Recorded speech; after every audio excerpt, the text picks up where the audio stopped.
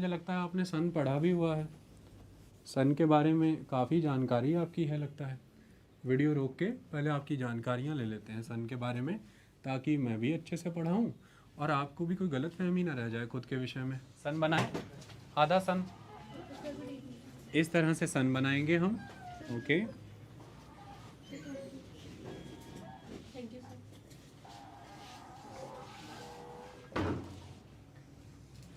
चलिए अब चीज़ों को समझिए, फिर सब कुछ अंडरस्टैंड हो जाएगा।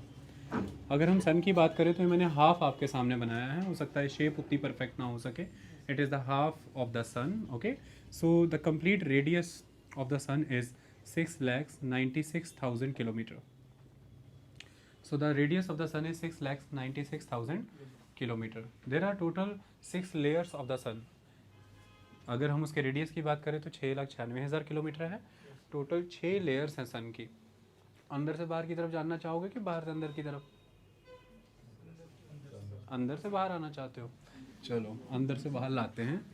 अगर अंदर से बाहर आए तो कोर है, रेडिएटिव जोन है, कन्वेक्टिव लेयर है, फोटोस्फेयर है, क्रोमोस्फेयर है और कोरोना है. तो ये अंदर से बाहर की तरफ है. अगर हम सबसे पहले देखें तो हमारे पास क्या आता है, ये कोर है पूरा का पूरा. ओके, कोर है. थोड़ा छोटा कर देते हैं इसको, ज़्यादा ही ओवर हो गया ये.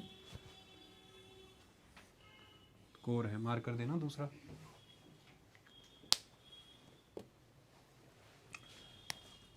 कोर, कोर के अंदर क्या एक्टिविटीज़ होती हैं इसको समझना ज़रूरी है.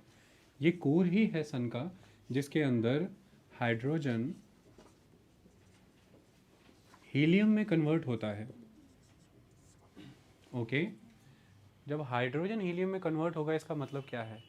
हाइड्रोजन एक लाइटर एलिमेंट है, हीलियम उससे भारी एलिमेंट है.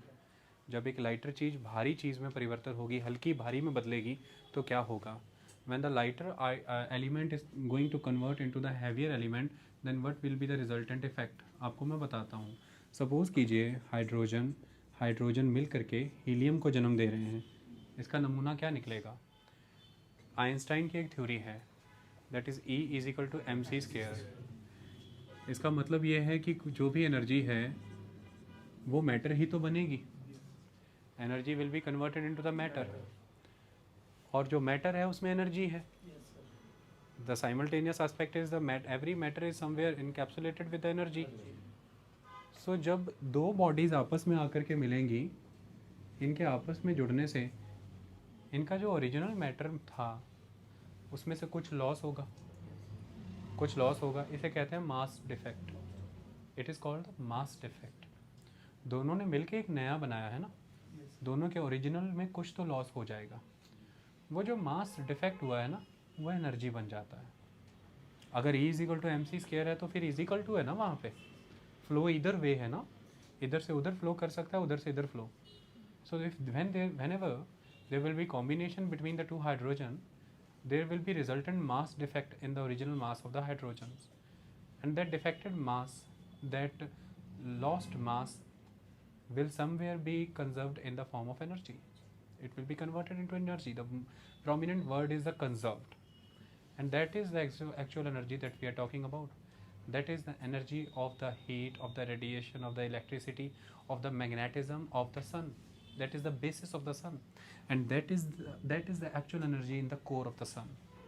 Okay, so that energy resulted from the defect of the mass is the actual energy of the sun. Okay, and there is a fusion of the hydrogen into hydrogen, so it is the energy due to the fusion. So nuclear fusion हुआ है. Fusion का मतलब है दो चीज़ों का मिलन होना. यही अगर मैं हीलियम को तोड़ता तो वो फिशन होता.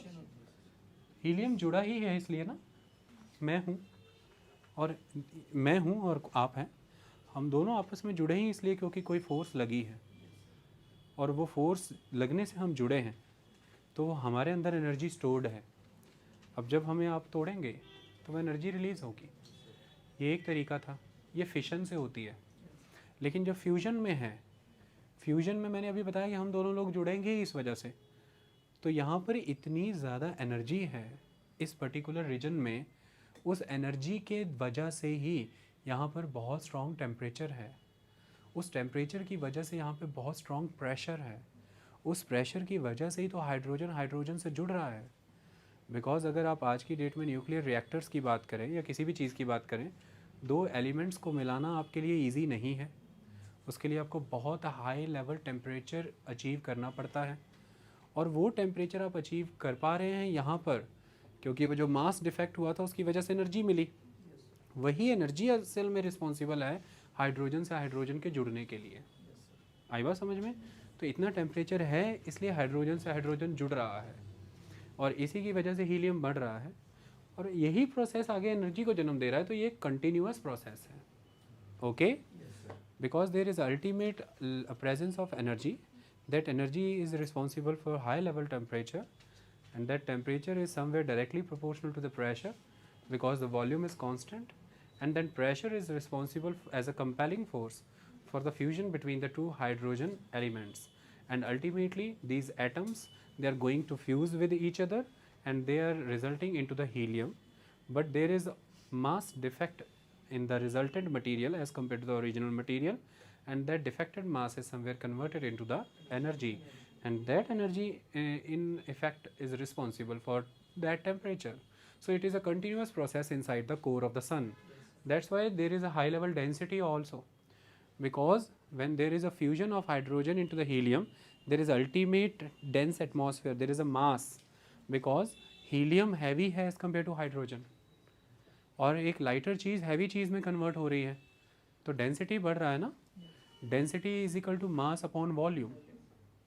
अब आपने वॉल्यूम तो वही रखा हुआ है, लेकिन आप हाइड्रोजन से हीलियम में बदल रहे हैं, तो हल्की चीज़ें भारी में बदलती जा रही हैं, तो मास बढ़ा रहे हैं आप, तो then density is directly proportional to mass and density is inversely proportional to volume. जो density is equal to mass upon volume हमने पढ़ा हुआ है, तो इसलिए डेंसिटी बढ़ रहा है, कोर में डेंसिटी बढ़ रहा है, तो कोर की डेंसिटी लेड के कंपैरेटिवली 12 टाइम्स ज़्यादा होती है। The core density as compare to the lead, it is 12 time larger than the density of the lead. So it is very dense region, it is very hot region, very temperature oriented region. The pressure is also very high. Why the pressure is high? Because the high density is responsible for the high pressure, because the hydrogens are getting converted into the helium, and those heliums are creating a dense atmosphere, and that's why the density is responsible for the high pressure, and that high pressure is ultimately collaborating the different hydrogen atoms. आई बात समझ में जी? ये सारा phenomena इसके अंदर हो रहा है, तो इसलिए टेम्परेचर है 15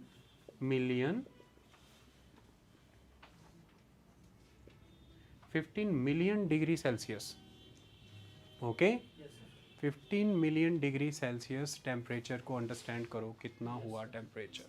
the 15 million, 1.5 crore degree Celsius temperature, 1.5 crore degree Celsius temperature inside the sun, and this is the exact temperature, this is the exact temperature that we need on this planet Earth to combine hydrogen into hydrogen. That's why it is not easy to achieve this, okay? So that's why we are using nuclear power plants on the basis of the fission. That's why we are using fission based nuclear power plants, because at least to combine the hydrogen with the hydrogen we need to create 1 crore degree Celsius temperature, and it is not easy to produce that. जितना gain नहीं करेंगे energy उतना खर्च कर जाएंगे energy, समझिए उस बात को। तो ये तो सन के अंदर तो खुद हो रहा है, तो कोर रीजन में ये पैदा होता है। ये कोर समझ आया सन का? अब जब कोर के अंदर इतना 15 million degree Celsius temperature, 12 time ज़्यादा डेंसिटी आ गया लेड के comparatively, lead is very very dense, शीशा जैसे अपन कहते हैं उसके कंपैरेटिवली। अब उससे आगे अब हमें देखना तो फिर क्या होगा, यहाँ पर ये सारी की सारी जो एनर्जी है ये एमिनेट होगी, बाहर की तरफ निकलेगी, लेकिन जब ये इनिशियली एमिनेट फॉर्म में आएगी तो कैसे आएगी, बाहर एनर्जी कैसे आएगी? अब एनर्जी चाहिए अपन को सरफेस पे, सरफेस तक एनर्जी कैसे सफ़र तय करेगी? अब ये भी एक गुत्थी है। सन के सरफेस से अर्थ तक एनर्जी आती है 8 मिनट 20 सेकंड में, लेकिन आपको पता है कि सन के कोर से सन के सरफेस तक एनर्जी आती है मिलियन ईयर्स में. It takes million years for the energy to traverse from the core to the surface of the sun. But look at the distance, it is nothing. When you are comparing the distance of the surface of the sun with the earth, it is humongous. But there is only 8 minutes 20 seconds responsible for the complete travel of the energy. But why there is more time as compared to the travel of energy from center, from core to the surface? We will discuss about that. उसको समझते हैं. सबसे पहले चीज़ों को समझना होगा. वो कैसे समझेंगे? एनर्जी लेके कौन जाता है?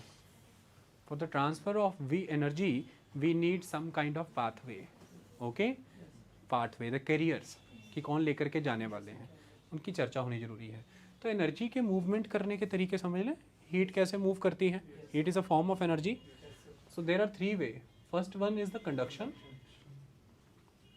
Second one is the convection, third one is the radiation.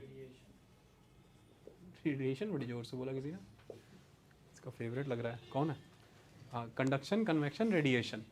These are the 3 pathways basically available to travel the energy, to travel the heat. ये 3 तरीके से हम एक जगह से एनर्जी लेकर के जा सकते हैं. ये कैसे होता है सुन लो. मैं सिंपली बात करूँगा.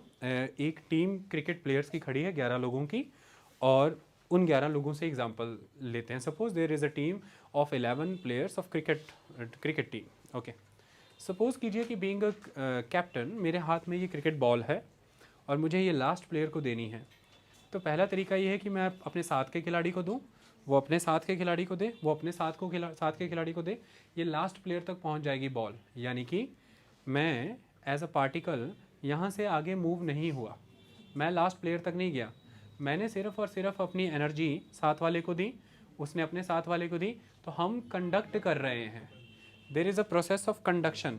आई am simply transferring my heat to my next body, and that body is simply transferring heat to the next body, and that heat ultimately reach to the last body, and it is simple phenomena.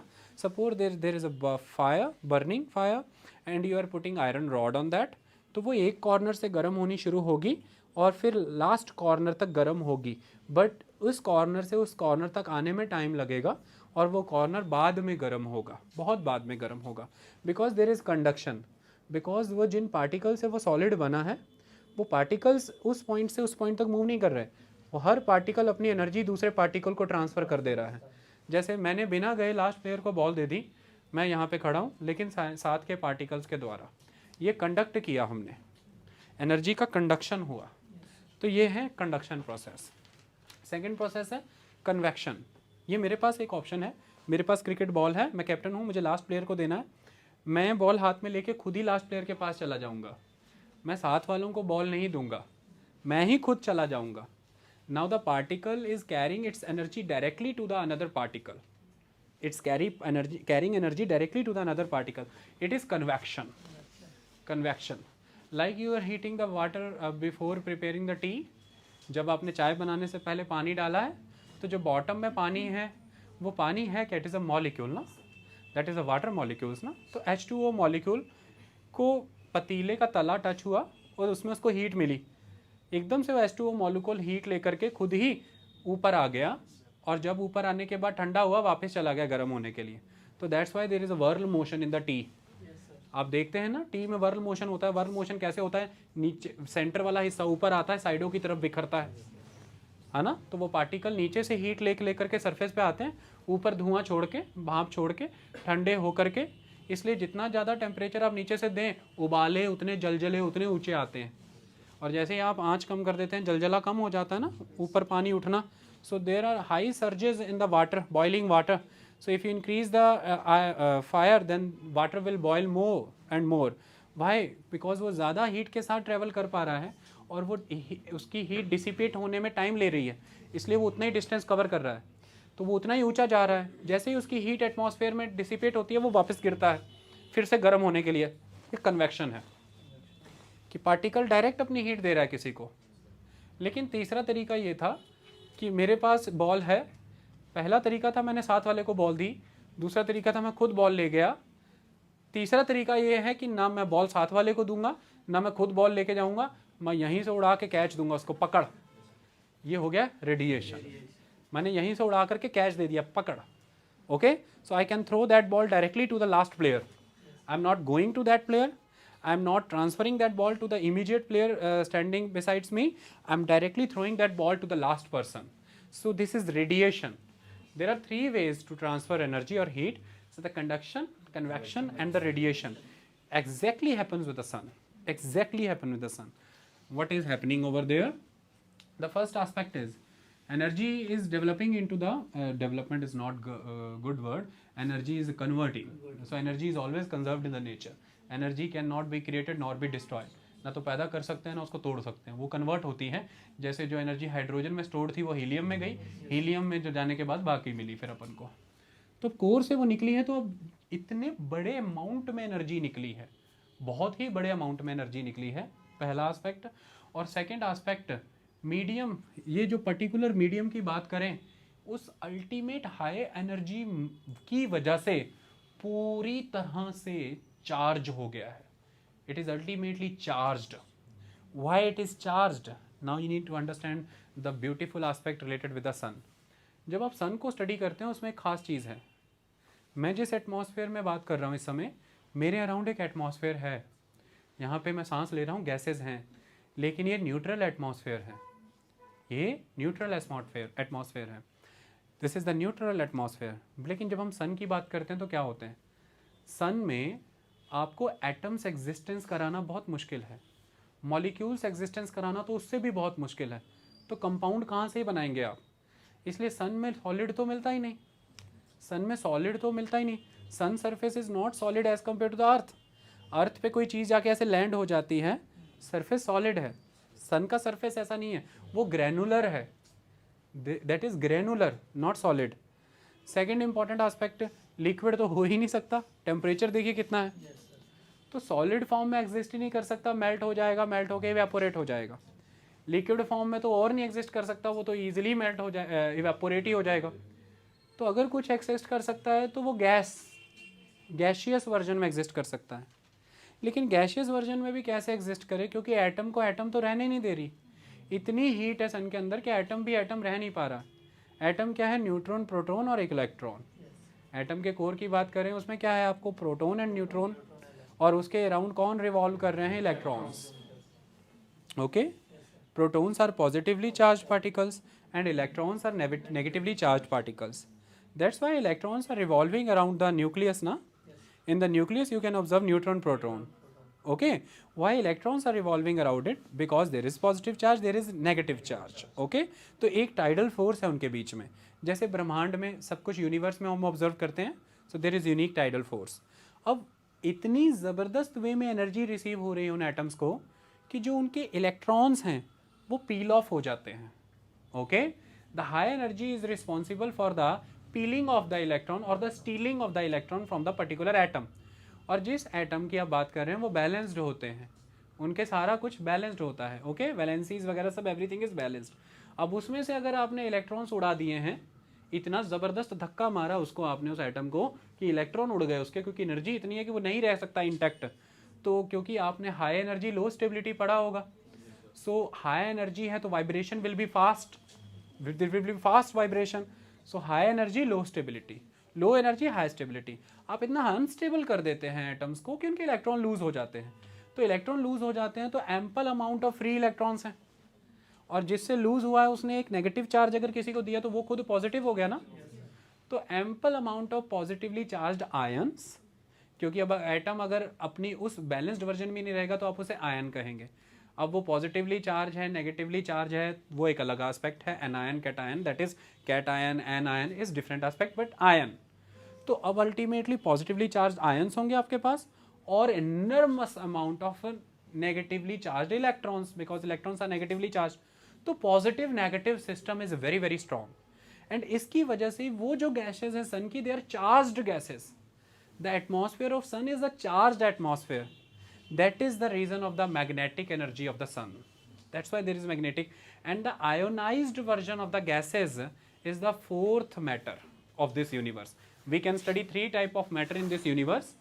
That is the solid, that is liquid, the gaseous. But the fourth type of matter is the plasma. What is plasma? Plasma is gaseous atmosphere, but it is in unique aspect. It is charged gaseous atmosphere, and when you are talking about the word charged, the actual word is the ionized. So the ionized version of gases is called the plasma.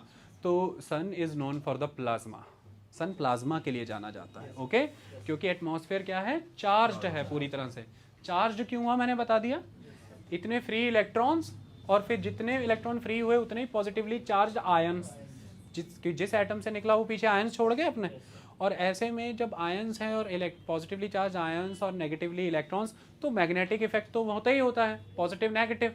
So ultimate level का magnetic charge है सन के अंदर, जिससे magnetic field create होती हैं, and these magnetic fields are very important, हम अभी discuss करेंगे। आई बात समझ में? और मैग्नेटिक फील्ड है, इलेक्ट्रिक चार्जेस हैं, तो electricity will also be there, है ना। So electric fields and simultaneously magnetic fields, ये थ्योरी हम सब ने पढ़ी हुई है, आने वाले समय में मैं आपको पढ़ा भी दूंगा, ओके। तो अब इसके अकॉर्डिंग अगर हम देखें तो काम कैसे होता है, इसको देखिए। तो ये जो पूरा रीजन है ये बहुत ज़बरदस्त हॉट हो रखा है, इसको एनर्जी बहुत ज़बरदस्त मिली है, प्लाज्मा के तौर पर एग्जिस्ट कर रहा है ये, और उसमें ये बहुत ही रेरीफाइड एटमॉस्फेयर है। It is not very dense as compare to core, it is the rarefied version, okay, very less dense as compare to the core. तो इसकी वजह से यहाँ पर अब आपको अगर मूवमेंट कराना है एनर्जी का, तो movement due to the very dense material, movement immediately हो जाता है in the sense of radiations. तो यहाँ पर रेडिएशंस होता है, लेकिन जब मैं यहाँ पे इमीडिएटली की बात कर रहा हूँ तो भी 1 मिलियन ईयर लगते हैं, 1 मिलियन ईयर यहाँ पे ट्रेवल होने में लगते हैं, it is not very immediate, okay. So that's why we can call the layer around the core region the radiative layer, ये रेडिएटिव लेयर है। कौन सी लेयर है, रेडिएटिव लेयर। और रेडिएटिव लेयर में क्या होता है, एक्स रेज होती हैं, गामा रेज होती हैं, और एनर्जी लेके जाने वाले पार्टिकल्स होते हैं, दैट इज फोटॉन्स। और फोटॉन्स ही है ना जिसकी वजह से वर्ड आता है लाइट, तो लाइट, ओके। तो गामा रेज हैं, एक्स रेज हैं, बहुत हाई एनर्जी रेज हैं, और फोटॉन्स हैं जो एनर्जी को लेकर के आगे जाने वाले हैं। आई बात समझ में? So this zone is the radiative zone and responsible for the traversing of the X-rays, the gamma rays and the photons. Photons are the carrier of the energy, okay. Then they will enter into the next layer, and that next layer is called the convective layer. Convective layer. Convective layer में जब ये energy enter होती है तो ये किस तरह की लेयर है इसको समझना भी ज़रूरी है। देखो इसमें क्या होने लगेगा, इसमें एनर्जी ट्रांसफ़र होने का जो प्रोसेस है वो बिल्कुल यूनिक है, वो रेडिएटिव नहीं है, वो कंडक्टिव नहीं है, वो कन्वेक्टिव है। यानी कि यहाँ पर हर पार्टिकल अपनी एनर्जी खुद ही उस पार्टिकल तक लेकर के जाएगा जिस पार्टिकल को एनर्जी चाहिए। तो यहाँ पर आपको व्हर्ल मोशंस दिखेंगे, यहाँ पर you can observe the convective cells like in the tea beaker, तो यहाँ पर भी आपको वही दिखेंगे, the walls. So cells will be there, energy cells, it is called the convective cell zones, okay. तो इस तरह से यहाँ पर आपको कन्वेक्टिव सेल्स जोन्स सरफेस तक जाके सारी एनर्जी दे देंगे।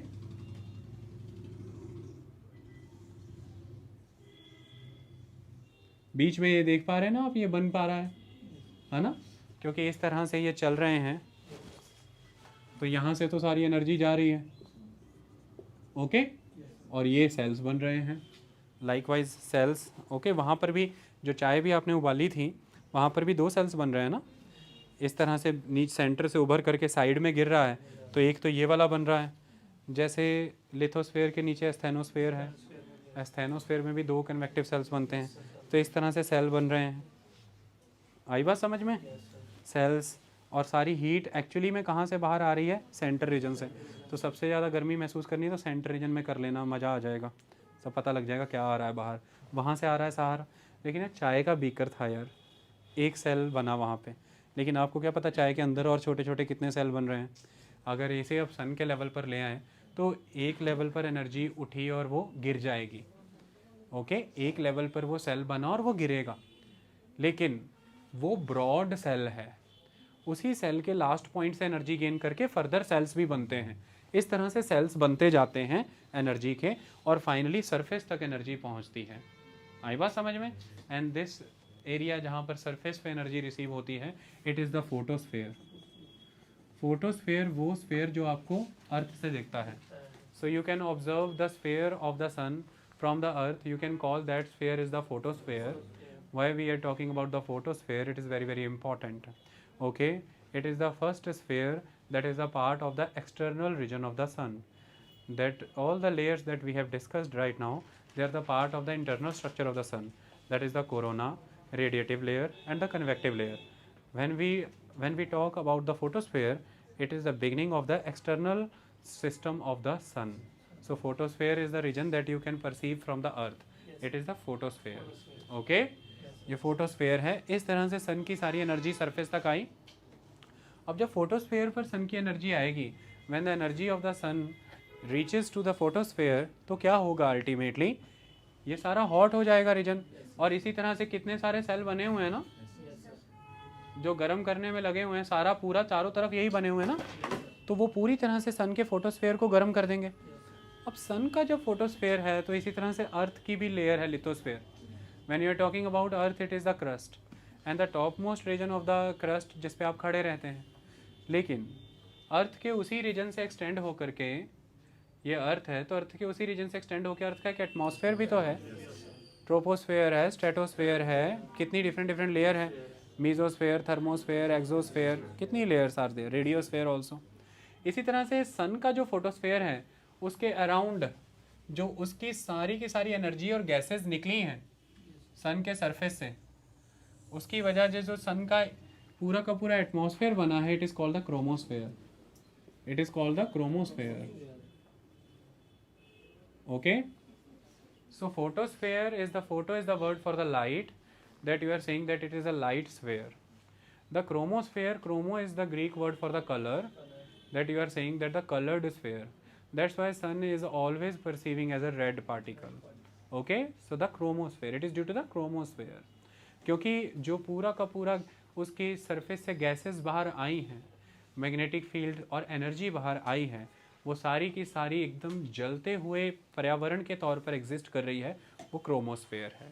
ओके, और ये जो क्रोमोस्फेयर है, क्रोमोस्फेयर जो है, इसका जो बाहरी आभा मंडल है, the halo region, the chromosphere का जो बाहर आभा मंडल है, the halo region, it is called the corona. So the halo region, it is called the corona.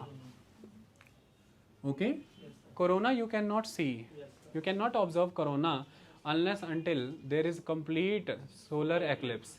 जब तक चंद्रमा पूरी तरह से घेर नहीं लेता है सूर्य को, तब तक कोरोना नहीं दिखता। जब चंद्रमा सूर्य को घेर लेता है, तो उसके अराउंड वो जो फिर एक रिंग दिखता है, वो रिंग कोरोना है। क्यों नहीं दिखता जब तक सूर्य ग्रहण नहीं लगता?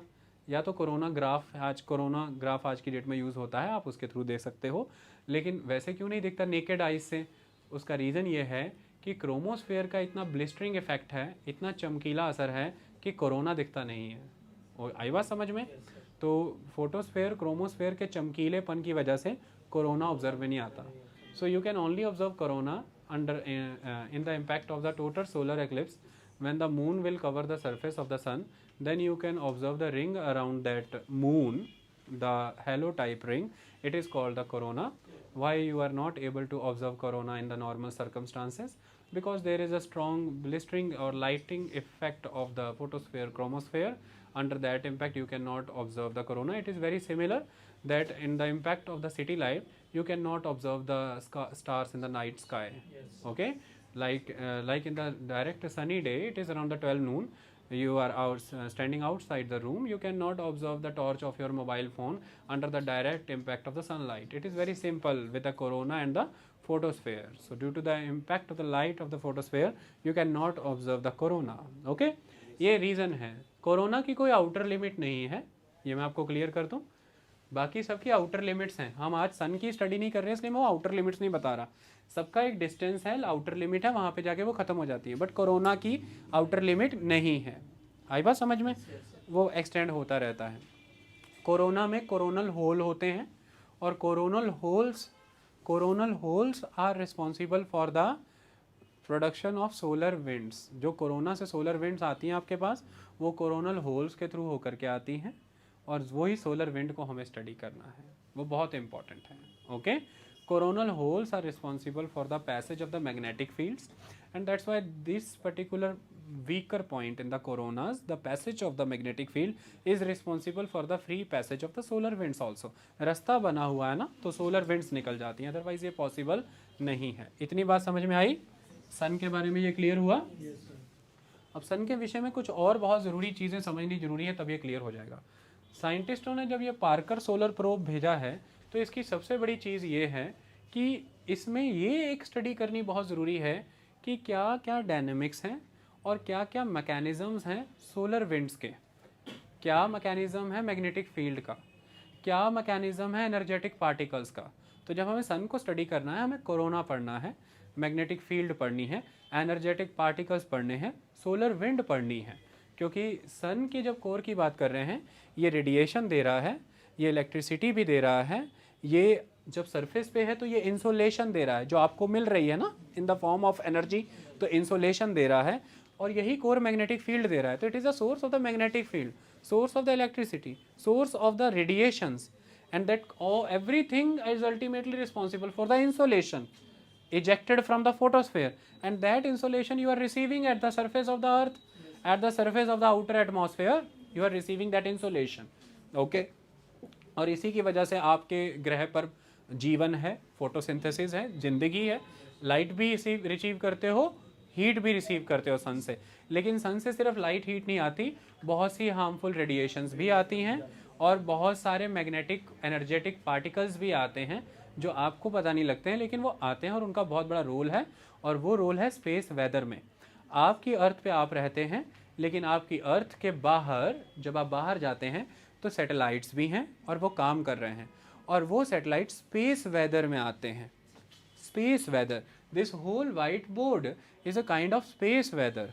और यहाँ पे कहीं आपका अर्थ प्लैनेट है, उस पे आप रह रहे हैं, आपको कोई इशू नहीं, क्योंकि आपका एक अपना लोकल वेदर है जो एक बड़े क्लाइमेट का हिस्सा है, और क्लाइमेट आपके बड़े एटमॉस्फेयर का हिस्सा है. लेकिन ये आपकी अर्थ और एटमॉस्फेयर के परे भी, इसके बाहर भी एक स्पेस है, और वो स्पेस का अपना वेदर है. वो वेदर डायरेक्टली इम्पैक्ट कर रहा है सन, और सन में वो जो फिनोमेना है जो उस वेदर को इम्पैक्ट कर रहा है, वो हैं द सोलर फ्लेयर्स, जिनको आप सोलर प्रोमिनेंस भी कहते हैं, सोलर स्ट्रॉम्स भी कह देते हैं, और सोलर विंड भी कह देते हैं. तो सोलर फ्लेयर्स यानी कि सूरज की ज्वालाएं, जैसे ज्वालामुखी धरती पे फटते हैं, वहाँ भी ज्वाला फटती है. तो solar flares, you can call them solar prominence, you can call them solar storms, सूरज की आंधियाँ, सूर्य की तूफान, और you can call them solar wind, सूर्य पवने, सारी चीज़ें आप कह सकते हैं. वो सारा फिनोमेना एक ही है, एक ही से दूसरे का जन्म हो रहा है, वो सारा का सारा प्रभावित कर रहा है पूरे वेदर, स्पेस वेदर को. ये सोलर पार्कर सोलर प्रोब को पढ़ना है. It is very very important, because अगर आप पार्कर सोलर प्रोब की बात करें तो पार्कर सोलर प्रोब किस प्रोजेक्ट का हिस्सा है? It is the part of the project that is living with a star program. Living with a star program. And what is living with a star program? To understand the aspects of sun and earth system that can directly affect life and society. सूरज सितारों के साथ जीना है हमें. क्यों जीना चाहते हैं हम? ये MCQs में एज इट इज स्टेटमेंट आएंगी. क्यों जीना चाहते हैं? बिकॉज वो उन एस्पेक्ट्स को समझ रहे हैं, star and earth system, sun and earth system, जो लाइफ एंड सोसाइटी को इम्पैक्ट कर सकते हैं. क्यों पढ़ रहे हो सन को? आज आप हो कौन, जरा ध्यान से खुद को देखो. लेक्चर मैं रिकॉर्ड कर रहा हूँ, लेक्चर रिकॉर्ड होकर के अपलोड होगा. लेक्चर रिकॉर्ड कर रहा हूँ वायरलेस माइक्रोफोन्स के थ्रू. ये कैसे हो जा रहा है? कौन सी वेव्स काम कर रही हैं? कौन सा इलेक्ट्रोमैग्नेटिज्म वर्क कर रहा है इस पर? ये सारे कैसी चीज़ें कंटेंट अपलोड हो जाएगा. इंटरनेट अवेलेबल है, कौन से लिंक्स अवेलेबल हैं, सारे के सारे. तो सैटेलाइट्स वर्क कर रहे हैं. आपकी पूरी लाइफ इस समय जो खड़ी है वो इंफॉर्मेशन टेक्नोलॉजी पे खड़ी है, डिजिटल वर्ल्ड में खड़ी है. मोबाइल से चलते हो आप, सारा डाटा इससे जुड़ा हुआ है. 1989 रात के 2:15 बजे eastern coast of the Canada light चली गई थी, 9 घंटे के बाद आई थी. क्यों ऐसा हुआ था? क्योंकि पूरा का पूरा सिस्टम, ग्रिड सिस्टम कोलैप्स कर गया था. क्यों कोलैप्स हुआ था?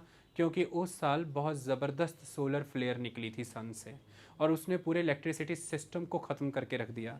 इतना ज़बरदस्त मैग्नेटिक इफ़ेक्ट आया कि जो तारें थीं, जो करंट था सिस्टम, सारा इम्बैलेंस हो गया और इसी की वजह से सारे की सारी बिजली ध्वस्त हो गई। अगर आज ये होता है तो इसका सीधा इम्पैक्ट आप पे है।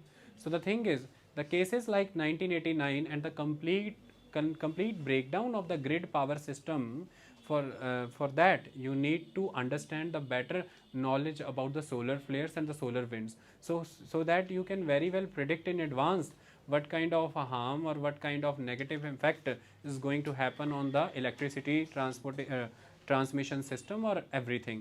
You can better understand the space programs, you can better formulate the security mechanism, you can better prepare your gadgets or everything to protect them from the harmful effects of the dangerous radiations and the energetic particles of the sun, because you are living in a more virtual world, you are connected with the gadgets, you are connected with the internet, so you need to protect yourself. For that you need to understand, okay? और इसकी मदद से ही हम दूसरे ग्रहों के बारे में भी कैसे पहुंचना है समझ पाएंगे, जान पाएंगे, उनके फिनोमेना को अंडरस्टैंड कर पाएंगे कि वहाँ पर रेडिएशन का क्या इम्पैक्ट है, सोलर विंड वहाँ पर कैसे आती हैं, कैसे काम करती हैं, और इसी की मदद से आप समझ पाएंगे कि स्टार्स कैसे बने। बिकॉज सोलर मिशन इसलिए इम्पॉर्टेंट है कि अगर आपके पास कोई नियरेस्ट स्टार है तो वो सन है, और सन की मदद से ही आप बाकी स्टार्स को समझ सकते हैं, वो बाकी स्टार सारे दूर हैं। तो एक बार अगर आपने सन से निकलने वाली चीज़ें समझ ली तो सन को समझने में और आसानी होगी, इससे आप दूसरे स्टार्स के बनने के प्रोसेस को अंडरस्टैंड कर सकेंगे। Because the sun is the nearest star from earth. If you are able to understand the basic phenomena of the sun, all the emanating particles from the sun, all the magnetic fields and every phenomena, then you can very well predict the process of the formation of the sun, the working of the sun, the phenomena of the sun. Then on the basis of those conclusions and discoveries, you can very well understand the formation of other stars, other particles and other magnetic fields, so that you can very well plan your other space programs to the other planets. Okay, because then you can plan your voyages in a more better sense. For you can compare this situation when we were talking about the world in the medieval society. There was a complete myth then that there is some kind of edge of the earth and everyone will die if they can cross that particular edge in the oceans. So if you want to do voyages in the oceans, you want to traverse the oceans, first of all you need to understand the vast ocean. First of all, for that you need to gain the knowledge about the ocean. उस समुद्र को पढ़ना होगा. Likewise, if you want to venture into the space, you need to understand that ocean of space, and that ocean of space is impacted by a particular weather, and that weather is somewhere driven by the sun. So you need to understand the space weather if you want to venture into the other planets, if you are exploring the life on the Mars, if you are exploring the water on the moon. For that you need to understand the space weather better. And the main regulating force behind that space weather is the sun. So that for that you need to understand the sun better. आपको सूरज को बेहतर पढ़ना पड़ेगा। क्यों? 99.8% mass of the whole solar system sun में है। 99.8% mass of the whole solar system is in the sun. That's why sun के around सारे के सारे 8 प्लैनेट लगभग 8 प्लैनेट सन के अराउंड घूम रहे हैं। 1 दर्जन के around dwarf planet, almost a dozen around dwarf planets, almost 170 moons. Like the moon, our moon is the moon, we can call it moon. Likewise, other satellites are revolving around the other planets. Likewise, the Jupiter, Saturn, they are having large number of moons revolving around them. So you can understand the 170 total moons, and you can understand unaccountable comets and the asteroids. If you can understand them better, for that you need to understand the sun, because sun is having 99.8% mass of the whole solar system, and that sun is ultimately composed of 73% hydrogen, 25% helium. So 98% gases are hydrogen and helium, and rest 2% are the gases similar to the earth, like the nitrogen, oxygen, carbon. These are the gases of the sun. So for that you need to understand it if you want to understand the space weather. Okay, इसके लिए ये आपको पढ़ना पड़ता है। और सूर्य को अगर देखें तो बहुत बड़ा है। 109 अर्थ रख दें तो जितना डायमीटर बनेगा उतना सूरज का बनेगा। 109 अर्थ रखेंगे तो जितना डायमीटर बनेगा उतना सन का डायमीटर है। सारे प्लैनेट डाल दो सन के अंदर, डालने के बाद उतना 600 गुना जोड़ो, फिर सन बनता है। मतलब ऐसा बड़ा सा एक्वेरियम है कांच का, उसमें 8 प्लैनेट ऐसे डल जाएंगे जैसे छोटे छोटे बंटे, like the pearls you are going to dip inside the sun, and to fill the sun you need to fill 600 times mass and the material as compared to the 8 planets. 600 गुना ज़्यादा माल भरोगे तो सन बनेगा, तो वो तो पढ़ना पड़ेगा, इसलिए अपन पढ़ रहे हैं. अब आता है सारा फेनोमेना कि हम किन किन बातों का इसमें जिक्र करेंगे. वो सोलर विंड, कोरोना से इजेक्ट होने वाला mass, the coronal mass ejection and everything. अब हम उसकी बारी बारी डिस्कशन करते हैं. देखो,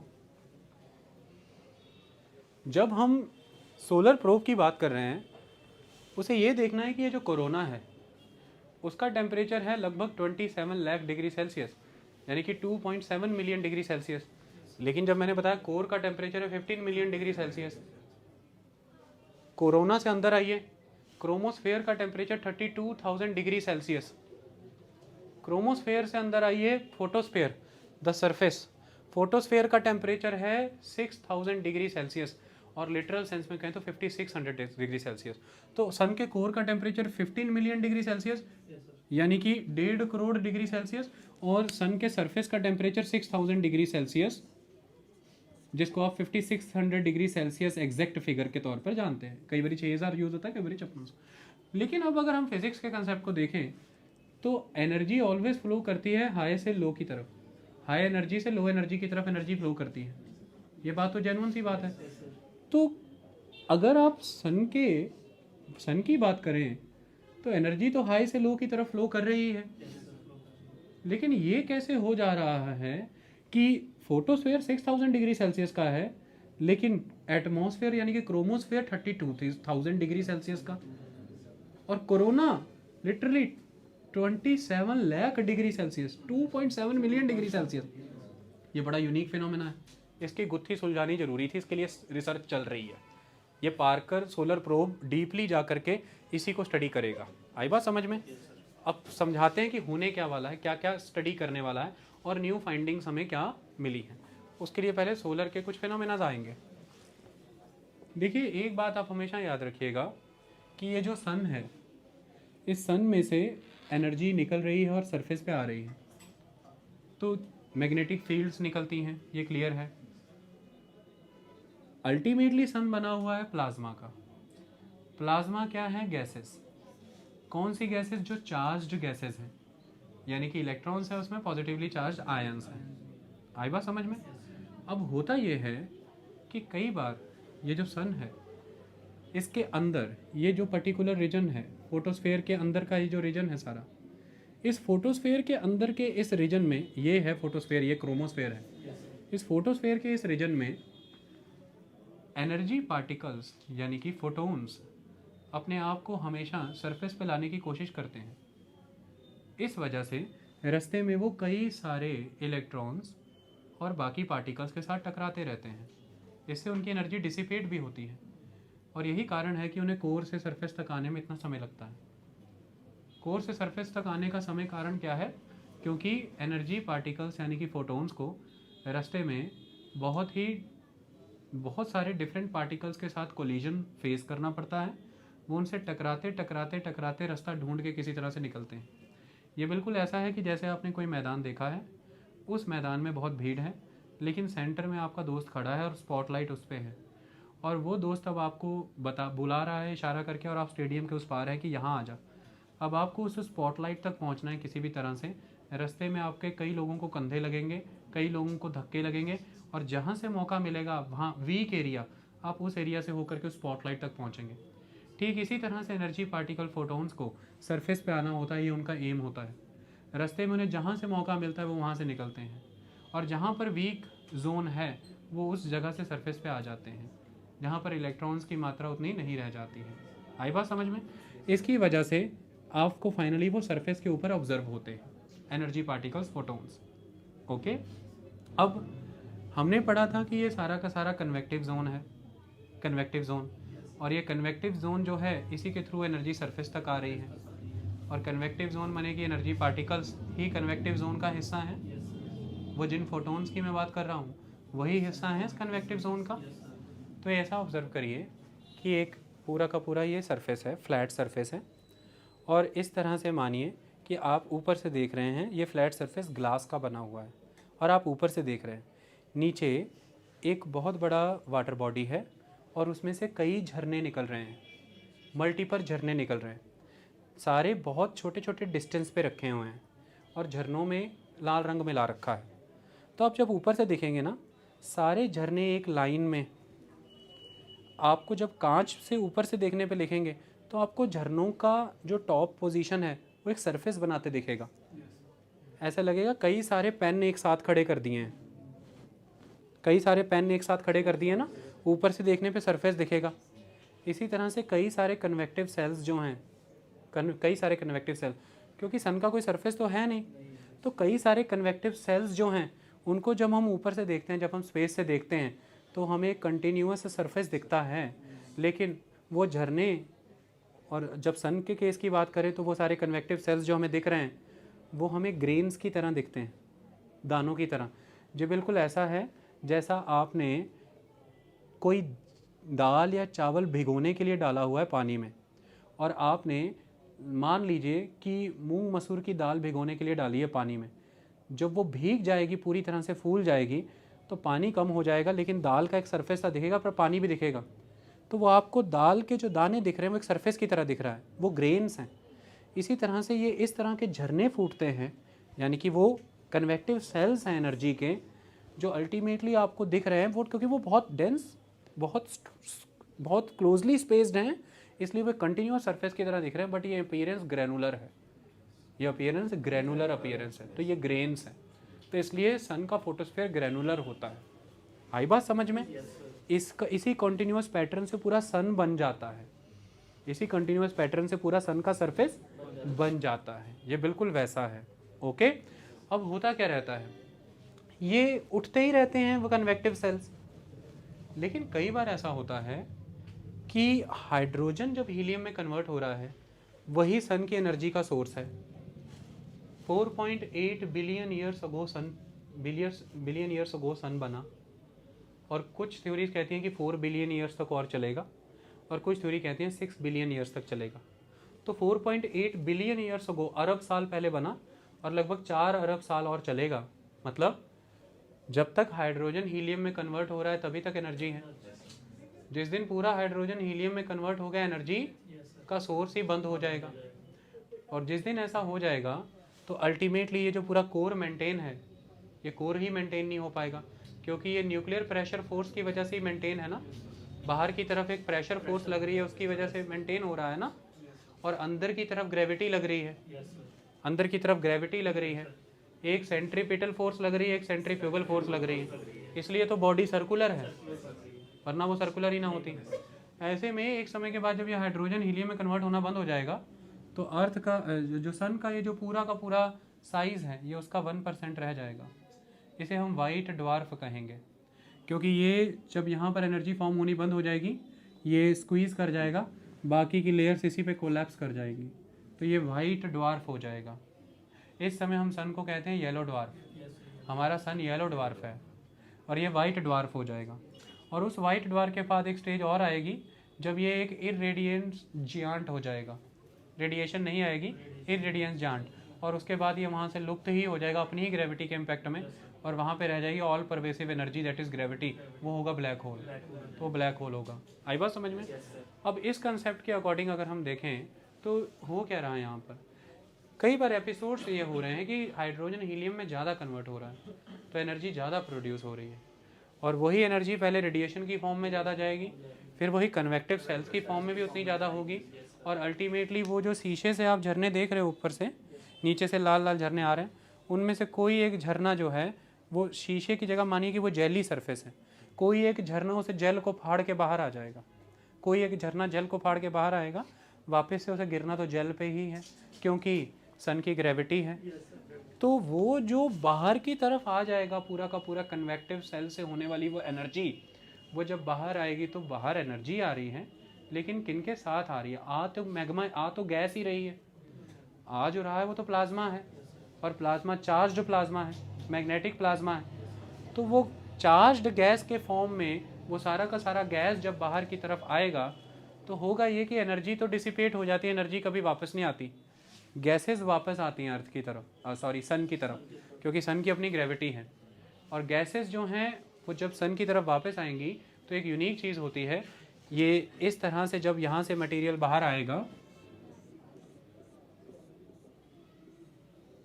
एनर्जी निकल जाएगी, ये गैसेस वापस फॉल बैक करेंगी, और ये फॉल ऐसे करेंगी कि अगर मैं ये पूरे सन को देखूं तो इसका साउथ पोल है, नॉर्थ पोल है, तो ये फॉल इस तरह से करेगी, यहाँ से गैसेस उठेंगी, ये गिरेंगी नॉर्थ की तरफ, गिरेंगी नॉर्थ पोल की तरफ, यहाँ।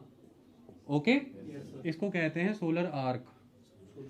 सोलर आर्क, गैसेस आर्क बनाती है, फॉल बैक जब करती हैं तो पोल, नॉर्थ पोल ओरिएंटेशन हो जाती है, तो ऐसे गैस उठी और ऐसे ही गिर गई, ऐसे बना दी आर्क जैसी, इसे सोलर आर्क कहते हैं।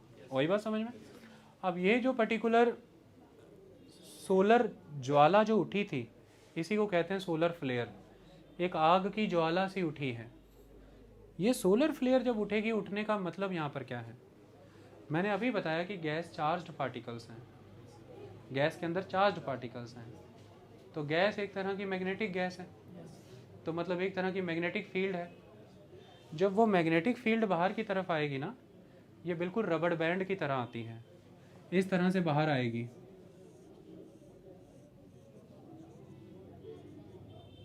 समझ आ रहा है, इस तरह से बाहर की तरफ आएगी, एक पॉइंट के बाद ये इतनी स्ट्रेच हो जाएगी, रबर बैंड की तरह आप खींचते जाएं कि इसका एक हिस्सा सेंटर से डिटैच होके आगे एक क्लम्प बन जाएगा और पीछे वाला वापस से उसी में ही रह जाएगा।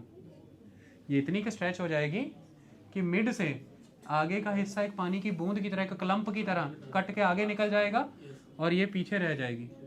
वो जो क्लम्प कट के आगे को निकल जाएगा ना, वो सोलर विंड है, वो सोलर विंड हो जाएगी। सोलर विंड का जन्म सोलर फ्लेयर से ही तो हुआ। वो सोलर विंड आगे की तरफ निकल जाएगी, वो सोलर विंड मरकुरी से होके गुजरेगी, वही सोलर विंड वीनस से होके गुजरेगी, वही सोलर विंड अर्थ से होके गुजरेगी। जब अर्थ से होके गुजरेगी तो एक खास चीज़ होगी, ये जो अर्थ है अपनी ना, इसकी अपनी एक मैग्नेटिक फील्ड है, इस तरह से साउथ से नॉर्थ जाती है, ये अर्थ मैग्नेटिक फील्ड है।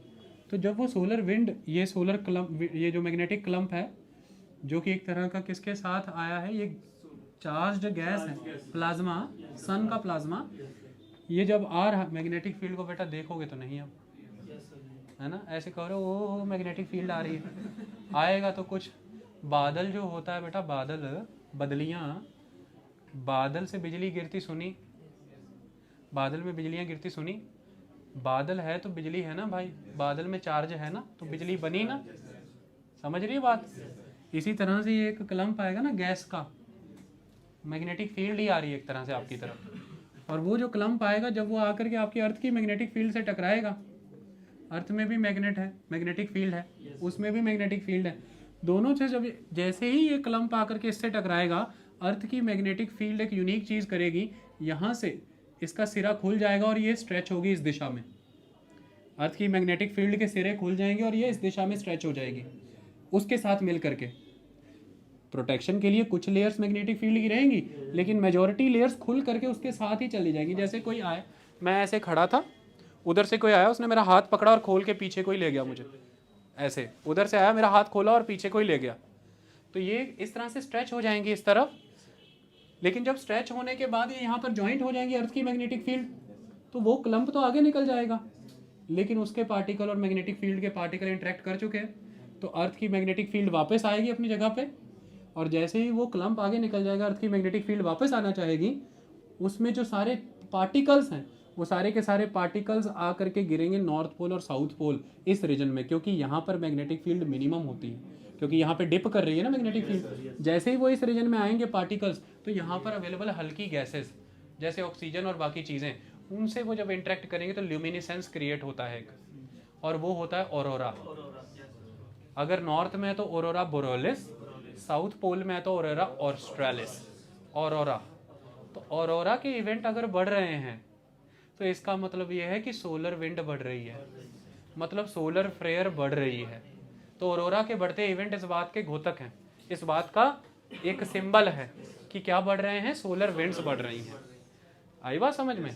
तो ये बात क्लियर हुई। इस तरह से वो सोलर फ्लेयर, अब यही रीजन जो है it is called the solar prominence. ये क्या है? Solar prominence.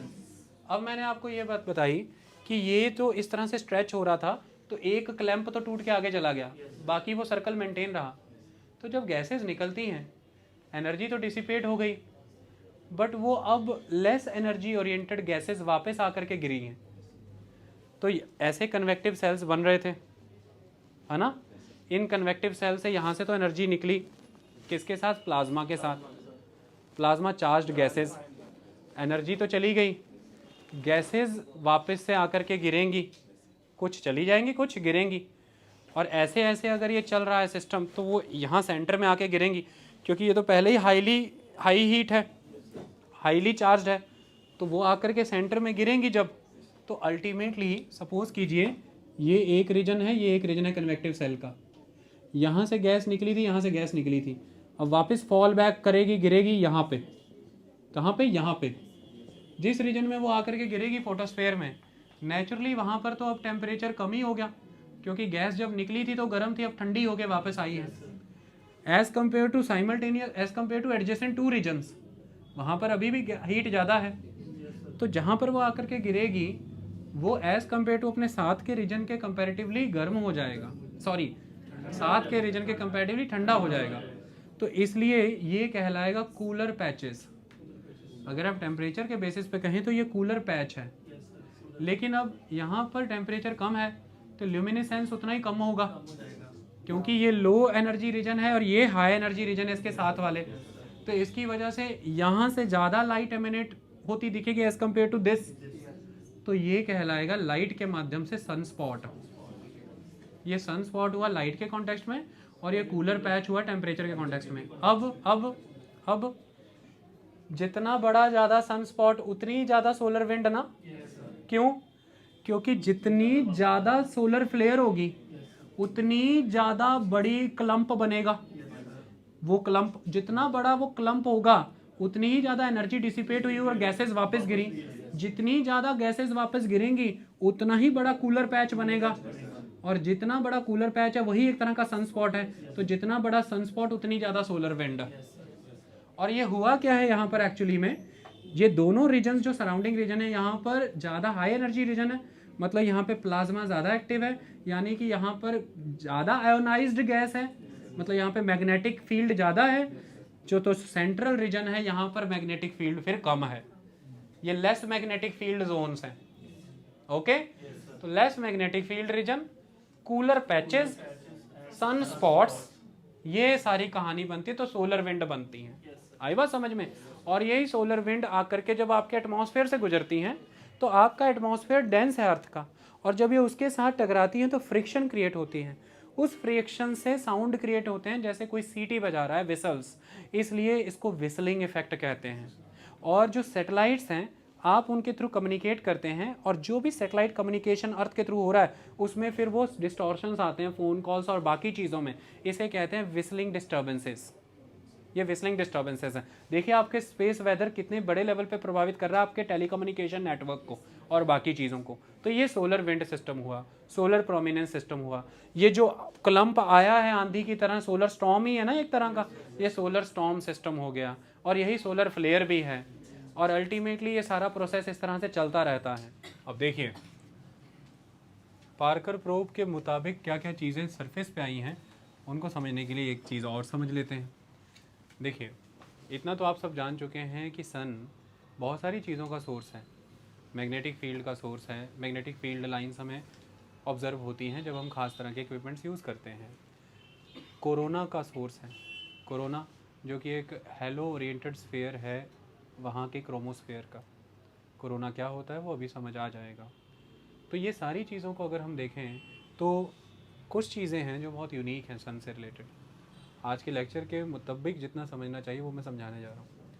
जैसे अर्थ स्फेरिकल बॉडी है ना, और अर्थ का जो इक्वेटर रीजन है वो बल्ज करता है बाहर की तरफ, इसी तरह से सन का भी इक्वेटोरियल रीजन बल्ज करता है बाहर की तरफ। तो आप देख सकते हैं कि ये इक्वेटोरियल रीजन, अगर मैं यहाँ से एक लाइन बनाऊँ तो इक्वेटर बनती है, वो लाइन जो किसी भी स्फेरिकल बॉडी को दो हाफ में बांटती हो। तो अल्टीमेटली ये पर्टिकुलर रीजन जो है ये इक्वेटर हो गया, बल्ज रीजन है। अब एक ख़ास एक्टिविटी होती है कि जो सन है उसके फोटोस्फेयर से मास इजेक्ट होता है, और वो मास इजेक्ट होता है तो एक तरह के ज्वाला फूटती हैं जिन्हें हम सोलर फ्लेयर्स कहते हैं, जो मैंने अभी समझाई आपको लेक्चर के अंदर। एक तरह समझिए जैसे कि मैग्मा बाहर आ जाता है सन के सरफेस के ऊपर, तो वॉल्केनो जैसी चीज़ें ऑब्जर्व हो रही हैं आपको। ओके, इसका एक साइकिल है और ये रिदमिक पैटर्न में होता है। ये रिदमिक पैटर्न बहुत इंपॉर्टेंट है जब हम इसे समझते हैं इस एस्पेक्ट में कि सन स्पॉट का साइकिल क्या है। आई बात समझ में? ये सन स्पॉट और ये सारी चीज़ें आपको समझ आएंगी जब आप लेक्चर को सुनेंगे समझेंगे। अब ये कहा जाता है कि कुछ पॉइंट सन के फोटोस्फेयर पे ऐसे हैं जहाँ पर ये पर्टिकुलर जो सोलर फ्लेयर्स निकल रही हैं, जो सौर या ज्वाला निकल रही हैं, ये बहुत ज़्यादा निकलती हैं, और कुछ रीजन्स ऐसे हैं जहाँ पर कम निकलती हैं, कहीं ज़्यादा कहीं कम। जहाँ ज़्यादा निकलती हैं उसे सोलर मैक्सिमा कहते हैं, जहाँ पर कम निकलती हैं उसे सोलर मिनिमा कहते हैं। कम और ज़्यादा निकलने के कारण मैं अभी बता देता हूँ, पहले आप सिस्टम समझिए। जो इक्वेटर के रीजन के अराउंड निकलती हैं, फिर 10 डिग्री नॉर्थ, फिर 20 डिग्री, 30 डिग्री, 40 डिग्री, 40 डिग्री तक ये आपको सोलर एक्टिविटी होती नज़र आती है। कौन सी? सोलर फ्लेयर्स के निकलने की एक्टिविटी। तो ये कैसे होता है? जब आप शुरुआत में देखते हैं, स्टार्टिंग में ऑब्जर्व करते हैं, तो इक्वेटर के around sun flare, solar flare आपको नज़र आई। उसके बाद ये आपको इक्वेटर से ऊपर नज़र आएगी, फिर उससे ऊपर नज़र आएगी, उससे ऊपर नज़र आएगी। तो इस तरह से ये सोलर फ्लेयर्स 5.5 साल लगेंगे इक्वेटर से 40 डिग्री नॉर्थ लैटिट्यूड तक जाते जाते। आई बात समझ में? जाने का मतलब यहाँ पर ऐसा नहीं है कि कोई एक चीज़ ही एक जगह से ट्रैवल करके दूसरी जगह तक जा रही है। जाने का मतलब ये है कि इसको बिल्कुल इस तरह से समझिए। सपोज़ करो कि आपने यहाँ से वहाँ तक 10 ढेर लगा रखे हैं। पहला ढेर बारूद का बहुत बड़ा है, उसके बाद उससे छोटा ढेर है, उसके बाद उससे छोटा, और लास्ट तक बिल्कुल छोटा ढेर लगा है। तो जब आप एक दूसरी जगह से खड़े होकर के देखेंगे तो आपको ऐसा लगेगा कि एक कंटिन्यूअस लाइन बनी या साइकिल बना। तो पहले बड़ा ढेर जलेगा, फिर उससे छोटा, फिर उससे छोटा, फिर उससे छोटा, इसी तरह से साइकिल रिपीट होगा। ये बिल्कुल वैसा है, अगर आपने पुराने ज़माने के स्टीरियो देखे हों तो उनमें लाइट बल्ब्स लगे होते थे, जो एलईडी बल्ब्स होते थे, ऑरेंज कलर के, वाइट कलर के, येलो कलर के, रेड कलर के। उसमें आपको एक पैटर्न दिखता था आता जाता। वो पैटर्न नहीं होता है, या आज भी आप अपने घरों के बाहर जब देखते हैं या कोई टेंपल या कोई ऐसा इंपॉर्टेंट प्लेस, तो उसमें आपको दिखता है जैसे कि बल्ब्स एक लाइन में आगे जा रहे हैं। तो बल्ब्स एक लाइन में आगे नहीं जा रहे हैं, वो एक सीक्वेंस में बल्ब्स जल रहे हैं, इसलिए आपको वो एक कंटिन्यूअस मूवमेंट नज़र आता है कि वो चीज़ आगे की और बढ़ रही है। इसी तरह से ये भी हो रहा है। यहाँ पर हुआ इवेंट, फिर उसके ऊपर हो रहा है, फिर उसके ऊपर हो रहा है, फिर उसके ऊपर हो रहा है। तो इस तरह से आप देख रहे हैं कि ये इसकी इनिशियल डेट मानी आपने जब सबसे बड़ा इवेंट नज़र आया सोलर फेयर, तो ये हुआ सोलर मैक्सिमा। और लास्ट पॉइंट वो कंसिडर है जिसके बाद फिर ये इतने प्रोमिनेंट नहीं है कि ये नोटिस में रहें और इम्पॉर्टेंट रहें, तो वो सोलर मिनिमा पॉइंट। तो 40 डिग्री लैटिट्यूड के अराउंड जा करके सन की जो वो लेयर जो हमें अर्थ से नज़र आती है, जिसे कहते हैं फोटोस्फेयर, वहाँ पर होता है सोलर मिनिमा। और फिर वापस आने शुरू होंगे 5.5 साल के बाद, फिर से वापस आने शुरू होंगे ठीक उसी श्रेणी में, वहाँ से सबसे छोटा, फिर उससे बड़ा, फिर उससे बड़ा, उससे बड़ा, इक्वेटर तक आते आते सबसे बड़ा।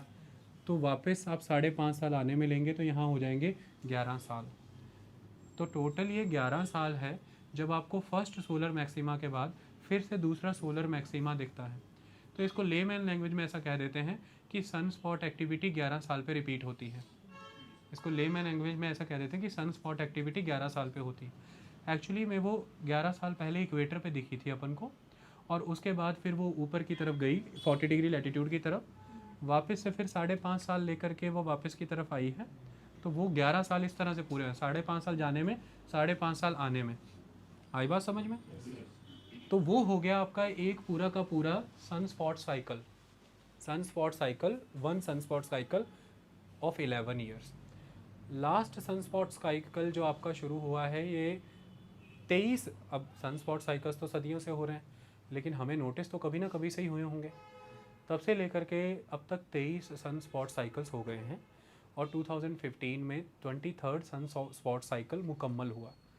तो अब जो आप किस सन स्पॉट साइकिल में हैं? आप हैं 24th सन स्पॉट साइकिल में, और ये 24th सन स्पॉट साइकिल जो है ये कब तक चलेगा, ये लगभग 2024 तक 2026 तक चलेगा, क्योंकि 11 साल ऐड कर लेंगे ना 2015 में, तो 2026 तक, तो आपका ये प्रोसेस क्लियर है 2026 तक। आई बात समझ में? तो इसको हमने सन स्पॉट साइकिल के तौर पर माना गया है। क्लियर हुई? और जब हम एक एक इवेंट की बात कर रहे हैं तो उस एक एक इवेंट को हम कह रहे हैं सोलर एक्टिविटी या सन स्पॉट एक्टिविटी। तो एक एक इवेंट सन स्पॉट एक्टिविटी या सोलर एक्टिविटी, 5.5 साल जाके 5.5 साल के बाद वापस आया, ये पूरा हो गया एक सन स्पॉट साइकिल या पूरा का पूरा एक सोलर साइकिल। इस तरह क्लियर हो गया ये वर्ड? ये वर्ड्स कंफ्यूज करते हैं इसलिए मैंने समझा दिया। सवाल ये पैदा होता है इक्वेटर पे मैक्सिमम क्यों हुआ और 40 डिग्री पे मिनिमम क्यों हुआ और उसके बाद क्यों नहीं हो रहा। देखिए, जब आप अर्थ की बात करते हैं तो अर्थ अपने आप में बल्ज है, और जहाँ पर अर्थ बल्ज है यानी कि इक्वेटर रीजन, नेचुरली वहाँ पर उसका एरिया एक्सटेंडेड है, तो नेचुरली उसके बीनीथ उस लेयर के अंडर ज़्यादा मास है, और ज़्यादा मास है तो फिर ज़्यादा प्रेशर है, और ज़्यादा प्रेशर है तो ज़्यादा टेम्परेचर है। अगर ये बॉटल है या आप है, आपको दोनों तरफ से कान पकड़ के अगर मैं अभी दबाने लगूँ ऐसे, प्रेशर है तो कान नाक मुंह सब गर्म हो जाएगा, टेम्परेचर बढ़ जाएगा। इसी तरह से ये बॉटल का वॉल्यूम कांस्टेंट है, बंद है ना, मैं नीचे से जब इसमें आग जलाऊंगा ना तो टेम्परेचर बढ़ाऊंगा, तो ये जो पर्टिकुलरली वाटर मॉलिक्यूल है ये वेपोरेट होंगे, साइज़ में एक्सपैंड हो जाएंगे, और ये इन दीवारों पे जाके चिपकेंगे, पर रास्ता बंद है, बाहर नहीं जा सकते। इसकी वजह से दीवारों पे दबाव बढ़ाएंगे, प्रेशर बढ़ाएंगे, क्योंकि वाइब्रेशन बढ़ जाएगी इसमें, इसलिए टेम्परेचर बढ़ाने से प्रेशर बढ़ता है। अगर वॉल्यूम कांस्टेंट है तो ताप बढ़ाओ तो दाब बढ़ता है। ये बात क्लियर हुई? ठीक इसी तरह से प्रेशर बढ़ाओ तो टेम्परेचर बढ़ता है। यही रीज़न है कि अर्थ के कोर में इतना टेम्परेचर है, अर्थ के कोर में इतना टेम्परेचर है क्योंकि सुपर इनकम्बेंट लोड बहुत है, pressure is very much, that's why temperature is very very high. यही कारण है कि जब आप इक्वेटर की बात करते हैं तो दिस रीजन के कंपैरेटिवली ये रीजन ज़्यादा है। अगर कोर से मैं ये देखूं तो ये ज़्यादा है, तो उतना ही मास ज़्यादा है, उतना ही प्रेशर ज़्यादा है, क्योंकि डेंसिटी ज़्यादा हो गई ना, density is equal to mass over volume, तो मास ज़्यादा है, डेंसिटी ज़्यादा हो गई। इस प्रेशर की वजह से ही इस पर्टिकुलर रीजन में हाइड्रोजन हीलियम में ज़्यादा कन्वर्ट होता है, क्योंकि आप प्रेशर क्रिएट कर रहे हैं ना, तो जितना ज़्यादा आप प्रेशर क्रिएट कर रहे हैं उतना ज़्यादा टेम्परेचर है, और जितना ज़्यादा टेम्परेचर है तो हाइड्रोजन हाइड्रोजन से जुड़ेगा, और जितना ज़्यादा हाइड्रोजन हाइड्रोजन से जुड़ेगा हीलियम बनेगा। मतलब दो छोटी चीज़ों ने जुड़ करके एक बड़ी चीज़ बनाई है, दो हल्की चीज़ों ने जुड़ के एक भारी चीज़ बना दी अपने से। हाइड्रोजन हाइड्रोजन जुड़ के हीलियम बनाएंगे, तो इस जुड़ने में हाइड्रोजन, एक हाइड्रोजन दो हाइड्रोजन आपस में जो जुड़ेंगे उनका भी कुछ मास लॉस होगा, उसे मास डिफेक्ट कहते हैं। वही मास एनर्जी बन जाता है, क्योंकि जो भी पदार्थ हैं इस पृथ्वी पर कुछ नहीं है, वो ऊर्जा ही है। E is equal to mc², ऐसा आइंस्टाइन कहते थे कि एक दिन एनर्जी मैटर ही बनेगी, और जब मैटर ख़त्म होगा तो रहेगी सिर्फ एनर्जी। जैसे जो सन है वो एक तरह का आज मैटर है, लेकिन जब वो ख़त्म होगा रहेगी सिर्फ एनर्जी, वो है ग्रेविटेशन, तो वो हो जाएगा ब्लैक होल, वो ब्लैक होल हो जाएगा। ओके, तो इसकी वजह से यहाँ पर ज़्यादा हाइड्रोजन हीलियम में कन्वर्ट हो रहा है, तो यहाँ पर फिर ज़्यादा एनर्जी फॉर्म हो रही है, तो वो एनर्जी यहाँ से ज़्यादा रेडिएट हो रही है, फिर यहाँ पर ज़्यादा बड़े कन्वेक्टिव सेल्स बन रहे हैं। कन्वेक्टिव सेल्स एनर्जी के मूव करने के 3 तरीके, एक कंडक्शन, मुझे आखिरी आदमी तक बॉल पहुँचानी है तो मैं अपने साथ वाले को, वो उसके साथ वाले को, उसके साथ वाले लास्ट। दूसरा कन्वेक्शन, मैं सीधा ही बॉल लेके चला जाऊँ उसके पास। तीसरा रेडिएशन, मैं उड़ा के फेंक दूँ उसके पास। ये 3 तरीके होते हैं। ऐसे में ये जो कन्वेक्टिव सेल्स बनते हैं जिसके थ्रू एनर्जी बाहर आती है, ये यहाँ पर मैक्सिमम एक्टिविटी होती है, इसलिए सबसे ज़्यादा ज्वाला यहाँ पे होती है, सोलर फ्लेयर्स। आई बात समझ में? और जितनी ज़्यादा सोलर फ्लेयर्स होंगी तो एनर्जी तो निकल गई, जो बची हुई एनर्जी, फ्री गैस का मास है, वो वापस आके गिरेगा, जहाँ पे आके गिरेगा वहाँ पे बनेंगे डार्क स्पॉट्स, क्योंकि सराउंडिंग रीजन ज़्यादा इल्यूमिनेटेड है, वो ज़्यादा एनर्जी होल्डर है, जहाँ पे आके वो ठंडी गैस गिरी है वो डार्क दिखेगा उसके कंपैरेटिवली, तो cooler patches, dark spots, that is sun spots. लेकिन इसके कंपैरेटिवली 40 डिग्री पे ये गतिविधि कम होगी, वहाँ पर मास कम है तो वहाँ पर ये एक्टिविटी कम होगी, इसीलिए फिर इक्वेटर से ऊपर तक जाते जाते ये कम होता है, और फिर वापस इक्वेटर की तरफ आओ तो ये बढ़ता है। ये बात समझ में आई? तो ये यहाँ पर मैक्सिमम होता है, हमने ये भी डिस्कस कर लिया सोलर मैक्सिमा क्या होता है, सोलर मिनिमा क्या होता है। इन सन स्पॉट्स का सीधा असर है हमारी अर्थ के एटमॉस्फेयर पे, हमारी अर्थ के टेम्परेचर पे, क्लाइमेट में हम इसे अच्छे से डिस्कस करेंगे। जब भी सन स्पॉट एक्टिविटीज़ बहुत ज़बरदस्त होती हैं तो ये अर्थ के टेम्परेचर को राइज़ करने का काम करती है, अर्थ टेम्परेचर रेज़ हो जाता है और उससे अल्टीमेटली क्लाइमेट जो है वो वेरिएबल हो जाता है, उसमें चेंजेस आ जाते हैं उस साल के लिए। ये एक इम्पॉर्टेंट एक्टिविटी है। इतनी बात क्लियर।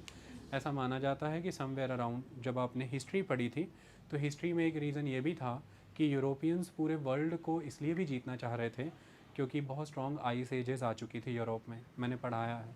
और जानवरों के मीट को, फ्लैश को खाने लायक बनाए रखने के लिए उसे मसालों से मैरिनेट करना पड़ता था। मसाले इक्वेटोरियल कंट्री में मिलते हैं जहाँ पे गर्म वातावरण होता है, जैसे भारत, इसलिए वो लोग भारत आए। क्यों? क्योंकि 1650 के अराउंड, 1650 के अराउंड लगभग सन स्पॉट एक्टिविटीज़ बहुत प्रोमिनेंटली सोलर मिनीमा हो गई थी। सोलर मिनीमा का फेज़ ज़्यादा लंबा चल गया, तो 1650 से लेके लगभग 1720 तक सोलर मिनीमा का फेज़ रहा। इसकी वजह से टेम्परेचर कम हो गया था और रशिया, यूरोप ऐसी कंट्रीज़ में एक छोटे लेवल की आइस एजेस आ गई थी जिन्हें लिटिल आइस एजेस भी कहा जाता है।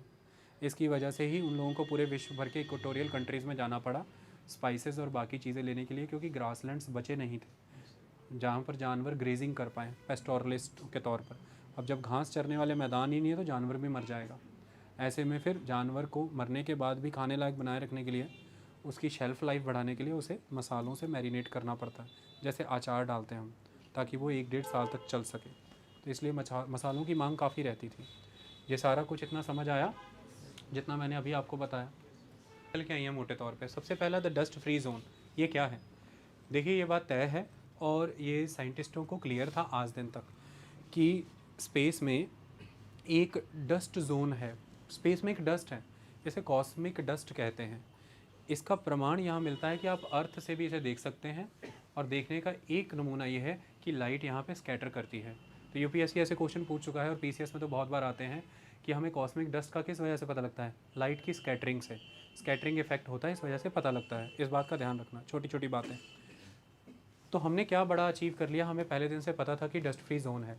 हमने अचीव ये किया है कि जैसे हमें आज दिन तक ये पता था कि एक ब्लैक होल है, वो थ्योरेटिकल नॉलेज के बेस पे आधारित था, लेकिन अभी अभी आप सबको पता है कि ब्लैक होल की फर्स्ट एवर इमेज रिलीज़ हुई। तो हमने जो अब तक थ्योरी के बेस पे जाना, उसे पहली बार हमने प्रैक्टिकल प्रमाण के बेस पे देखा। इसी तरह से डस्ट फ्री जोन है ये पता था, लेकिन पहली बार सोलर प्रोब जो पार्कर ने की है, ये इतनी क्लोज जाके की है कि अब हमें क्लियर कट एविडेंस मिल गया है कि डस्ट फ्री जोन है। जब आप सन के क्लोज जाते हैं तो 7 मिलियन किलोमीटर के डिस्टेंस से ये सारे के सारे डस्ट लेयर थिन होने लगती है, और जब आप 2 to 3 मिलियन किलोमीटर के डिस्टेंस पे हो जाते हैं सन के पास, ये कंप्लीट ख़त्म हो जाती है। तो सन के अराउंड एक डस्ट फ्री जोन है जो कहाँ से शुरू होता है? सन के ठीक 2-3 किलोमीटर तक। ये मिलियन लगा लिया करो यार, एक बार बता दिया, अब क्या इतनी टेंशन ले रहे हो? तो ये सन है, ऑब्वियसली 2-3 किलोमीटर तो पार कर ही नहीं जा पा रहा, तो मिलियन क्या जाएगा? तो ये है पर्टिकुलर सन के अराउंड का 2-3 मिलियन किलोमीटर का डस्ट फ्री जोन। इतनी बात क्लियर हुई? ये यहाँ से पतला होने शुरू हो जाता है 7 मिलियन किलोमीटर से। तो ये अब प्रमाणित है कि डस्ट फ्री जोन एक है, इसी की स्टडी की गई है। इसके अलावा एक बहुत ज़बरदस्त स्टडी और पता लगी है। सन के इमीडिएट अराउंड इसी डस्ट फ्री जोन रीजन में फाइन पार्टिकल्स मिले हैं। कैसे पता लगा? वो जो सोलर पार्कर प्रोब की वो जो वाइट सेरामिक थिन शीट थी ना, 4.5 इंची मोटी, उसके ऊपर आपको जैसे कोई चीज़ें, जब आप लाइट जला करके बैठे हुए हैं रात के समय और लाइट गई है, कैमरे की लाइट जगाई मोबाइल की, तो आप देखेंगे कुछ डस्ट पार्टिकल आपको ग्लिटर करते नजर आएंगे, चमकते। इस तरह से उसकी शीट पर कुछ चमकीली चीज़ें चिपकी हैं आकर के। साइंटिस्ट ये मान रहे हैं कि वो एक तरह की डस्ट पार्टिकल्स हैं, बट इतने नहीं है कि वो लेयर बना पाए। वो freely scattered fine dust particle है। कैसे बने? किसी ज़माने में जब यहाँ पर एस्टेरॉयड गुजरे होंगे या जहाँ से जो कॉमेट्स गुजरे होंगे, सन की इंटेंस हीट ने उन्हें वेपराइज ही कर दिया एज इट इज़, तो वो डस्ट पार्टिकल कहीं ना कहीं रह गए हैं वहाँ पर। तो ये भी एक फाइंडिंग मिली है। इसके अलावा अब आती है बात कि ये डस्ट फ्री जोन क्यों बना है। डस्ट फ्री जोन इसलिए बना है कि यहाँ पर सन का टेम्परेचर इतना हाई है कि यहाँ पर जो डस्ट है वो वेपराइज हो जाती है। ऐसी भी कंडीशन होती हैं जब आप सॉलिड मटेरियल को डायरेक्टली गैशियस मटेरियल में बदल सकते हैं। आपने ये स्टेट ऑफ मैटर की कहानियाँ पढ़ी भी होंगी। और अगर मैं आपको एक रोचक तथ्य बताऊं तो कहानी ये है कि अगर आप महाराष्ट्र जाते हैं, महाराष्ट्र में अगर आप मुंबई जाते हैं वहाँ से लगभग 200 मील नॉर्थ वेस्ट की दिशा में आपको एलोरा की केव्स नज़र आएंगी और वहीं पर आपको मिलेगा कैलासा मंदिर, कैलासा टेम्पल। कैलासा टेम्पल की अगर हम बात करें, कैलाश टेम्पल मैं कहता हूँ, इसकी खासियत क्या है? ये जब बनाया गया तो एक सिंगल रॉक से कार्व आउट किया गया है और इसके बारे में बहुत सी थ्योरीज हैं। ऐसा कहा जाता है कि ये 18 साल में बनाया गया है, लेकिन जब इसे बनाया गया है तो ये कहा जाता है कि 4 लाख टन मलबा निकला, लेकिन दूर दूर तक कहीं आसपास 4 लाख टन मलबा नहीं था, कहीं नहीं मिलता आज भी। और अगर हम 18 साल की बात करें तो ये पॉसिबल नहीं है। आज की लेटेस्ट मशीन के द्वारा भी अगर हम 24 घंटे वर्क कर रहे हैं तो फिर उस समय में कैसे हुआ? तो एक थ्योरी ये कहती है कि ये शायद ऐसा हो सकता है, ये एक थ्योरिस्ट हैं, वो कहते हैं कि वेदों में एक भामास्त्र का जिक्र है। भामास्त्र एक खास अस्त्र था जो किसी भी रॉक को जब काटता था वो उसे काटते ही वेपोराइज कर देता था, ख़त्म कर देता था। जैसे वो एक तरह का इन सीजन इक्विपमेंट है, तो उसने इन सीजन के थ्रू काट दिया कैलाश, इसलिए सारी की सारी रॉक वेपोराइज हो गई। ये एक इम्पॉर्टेंट कंसेप्ट है। आई बात समझ में? तो इस वेदों के समय से ऐसी कहानियाँ हैं कि रॉक्स वेपोराइज हो जाती हैं और इसमें कोई अचंभा नहीं है कि आज की डेट में हम ये कह रहे हैं कि डस्ट फ्री जोन में जो डस्ट पार्टिकल्स थे वो सन के इंटेंस हीट की वजह से वेपराइज हो गए। ये इट इज़ पॉसिबल, ये हो गया। क्लियर है जी एस्पेक्ट? अब इसी को अगर मैं इंग्लिश में कह दूं तो अगर आपको लिखना हो तो डस्ट फ्री जोन जो है हमें नोटिस नहीं हुआ, उसके बारे में क्या लिखा गया है? Earlier it was theory, now it is confirmed. At the distance of 7 million mile, cosmic dust started getting thin, and at the distance of 2 to 3 million miles, no dust is there. Okay, so sun due to according to some theories, the sun heat somewhere vaporizes this dust, and this material scattered in the space. This is very important. This material scattered in the space with solar wind. यही material जब vaporise हो गया तो vaporise होके कहीं तो गया होगा ना। वेपराइज्ड एस्पेक्ट यहाँ से अगर वाटर वेपर हुआ है तो ये अल्टीमेटली ऊपर की तरफ गया है, वहाँ से कंडेंस होकर रेनफॉल हुआ है, क्योंकि क्लाउड बना ना, कहीं तो कुछ होगा। तो वो जो वेपराइज हो गया, सन से वो जो सोलर फ्लेयर्स निकलती थी ना, ज्वालाएँ, और उनकी एक जो पर्टिकुलर ऊर्जा आगे की तरफ बढ़ जाती थी, वो सोलर विंड के साथ बह करके ये वेपराइज मटेरियल पूरे स्पेस में फैल गया। आई बात समझ में? दूसरा है स्विच बैक्स। ये बहुत ज़बरदस्त फिनोमेना है स्विच बैक्स। इसको पढ़ना बहुत ज़रूरी था साइंटिस्ट के लिए। क्यों? क्या है ये? देखिए, अगर मैं सन की बात करता हूँ तो सन में से मैग्नेटिक फील्ड लाइंस निकलती हैं। जैसे सपोज़ कीजिए ये सन है, तो सन में से मैग्नेटिक फील्ड लाइंस निकलती हैं और ये ग्रुप्स में होती है ना। तो मैग्नेटिक फील्ड लाइंस इस तरह से आती हैं। हम ये आज दिन तक मानते थे कि ये स्ट्रेट आती हैं, इस तरह से मैग्नेटिक फील्ड लाइंस आती हैं। लेकिन सोलर प्रोब ने कुछ और ही देखा पार करने। उसने क्या देखा? उसने देखा, जैसे आज आप अगर कोई भी मैग्नेट देखें, उसके 2 पोल्स होते हैं, नॉर्थ और साउथ पोल। मैग्नेट अपनी इसी क्वालिटी की वजह से अट्रैक्ट भी करता है, रिपेल भी करता है। अगर मैं एक मैग्नेट बार बनाऊं और उस बार में अगर मैं नेगेटिव और पॉजिटिव चार्ज रखूं, तो अगर आप सेकंड मैग्नेट बार के पॉजिटिव के पास लाते हैं तो वो उसे रिपेल करता है, नेगेटिव के पास लाते हैं तो अट्रैक्ट हो। बचपन में मैडम वो फीते से टांग करके एक्सपेरिमेंट करती थी ना, आपको बताती थी। मुद्दे की बात यह है कि इसमें अब एक यूनिक चीज़ आती है। ऐसा लगता है कि जैसे इन मैग्नेटिक फील्ड लाइन के पोल्स रिवर्स होते हैं, एक पॉइंट पे पोल्स रिवर्स होते हैं, स्विच बैक होता है। क्या होता है? ये स्ट्रेट लाइन में जाते जाते एकदम से एक पॉइंट के पास जाकर के 180 डिग्री पे रिवर्स आती है, 180 डिग्री पे रिवर्स आती हैं और फिर आगे बढ़ जाती हैं। ये सारा क्लियर हुआ?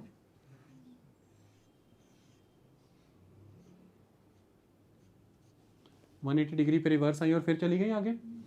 इसे स्विच बैक फिनोमेना कहा गया है। आई बात समझ में? इसे विप लाइक मोशन कहा गया है। Whip like motion, it is a whip like motion. ये बिल्कुल वैसा है जैसे आज की डेट में जिम में रस्सी पकड़ के एक्सरसाइज करते हैं।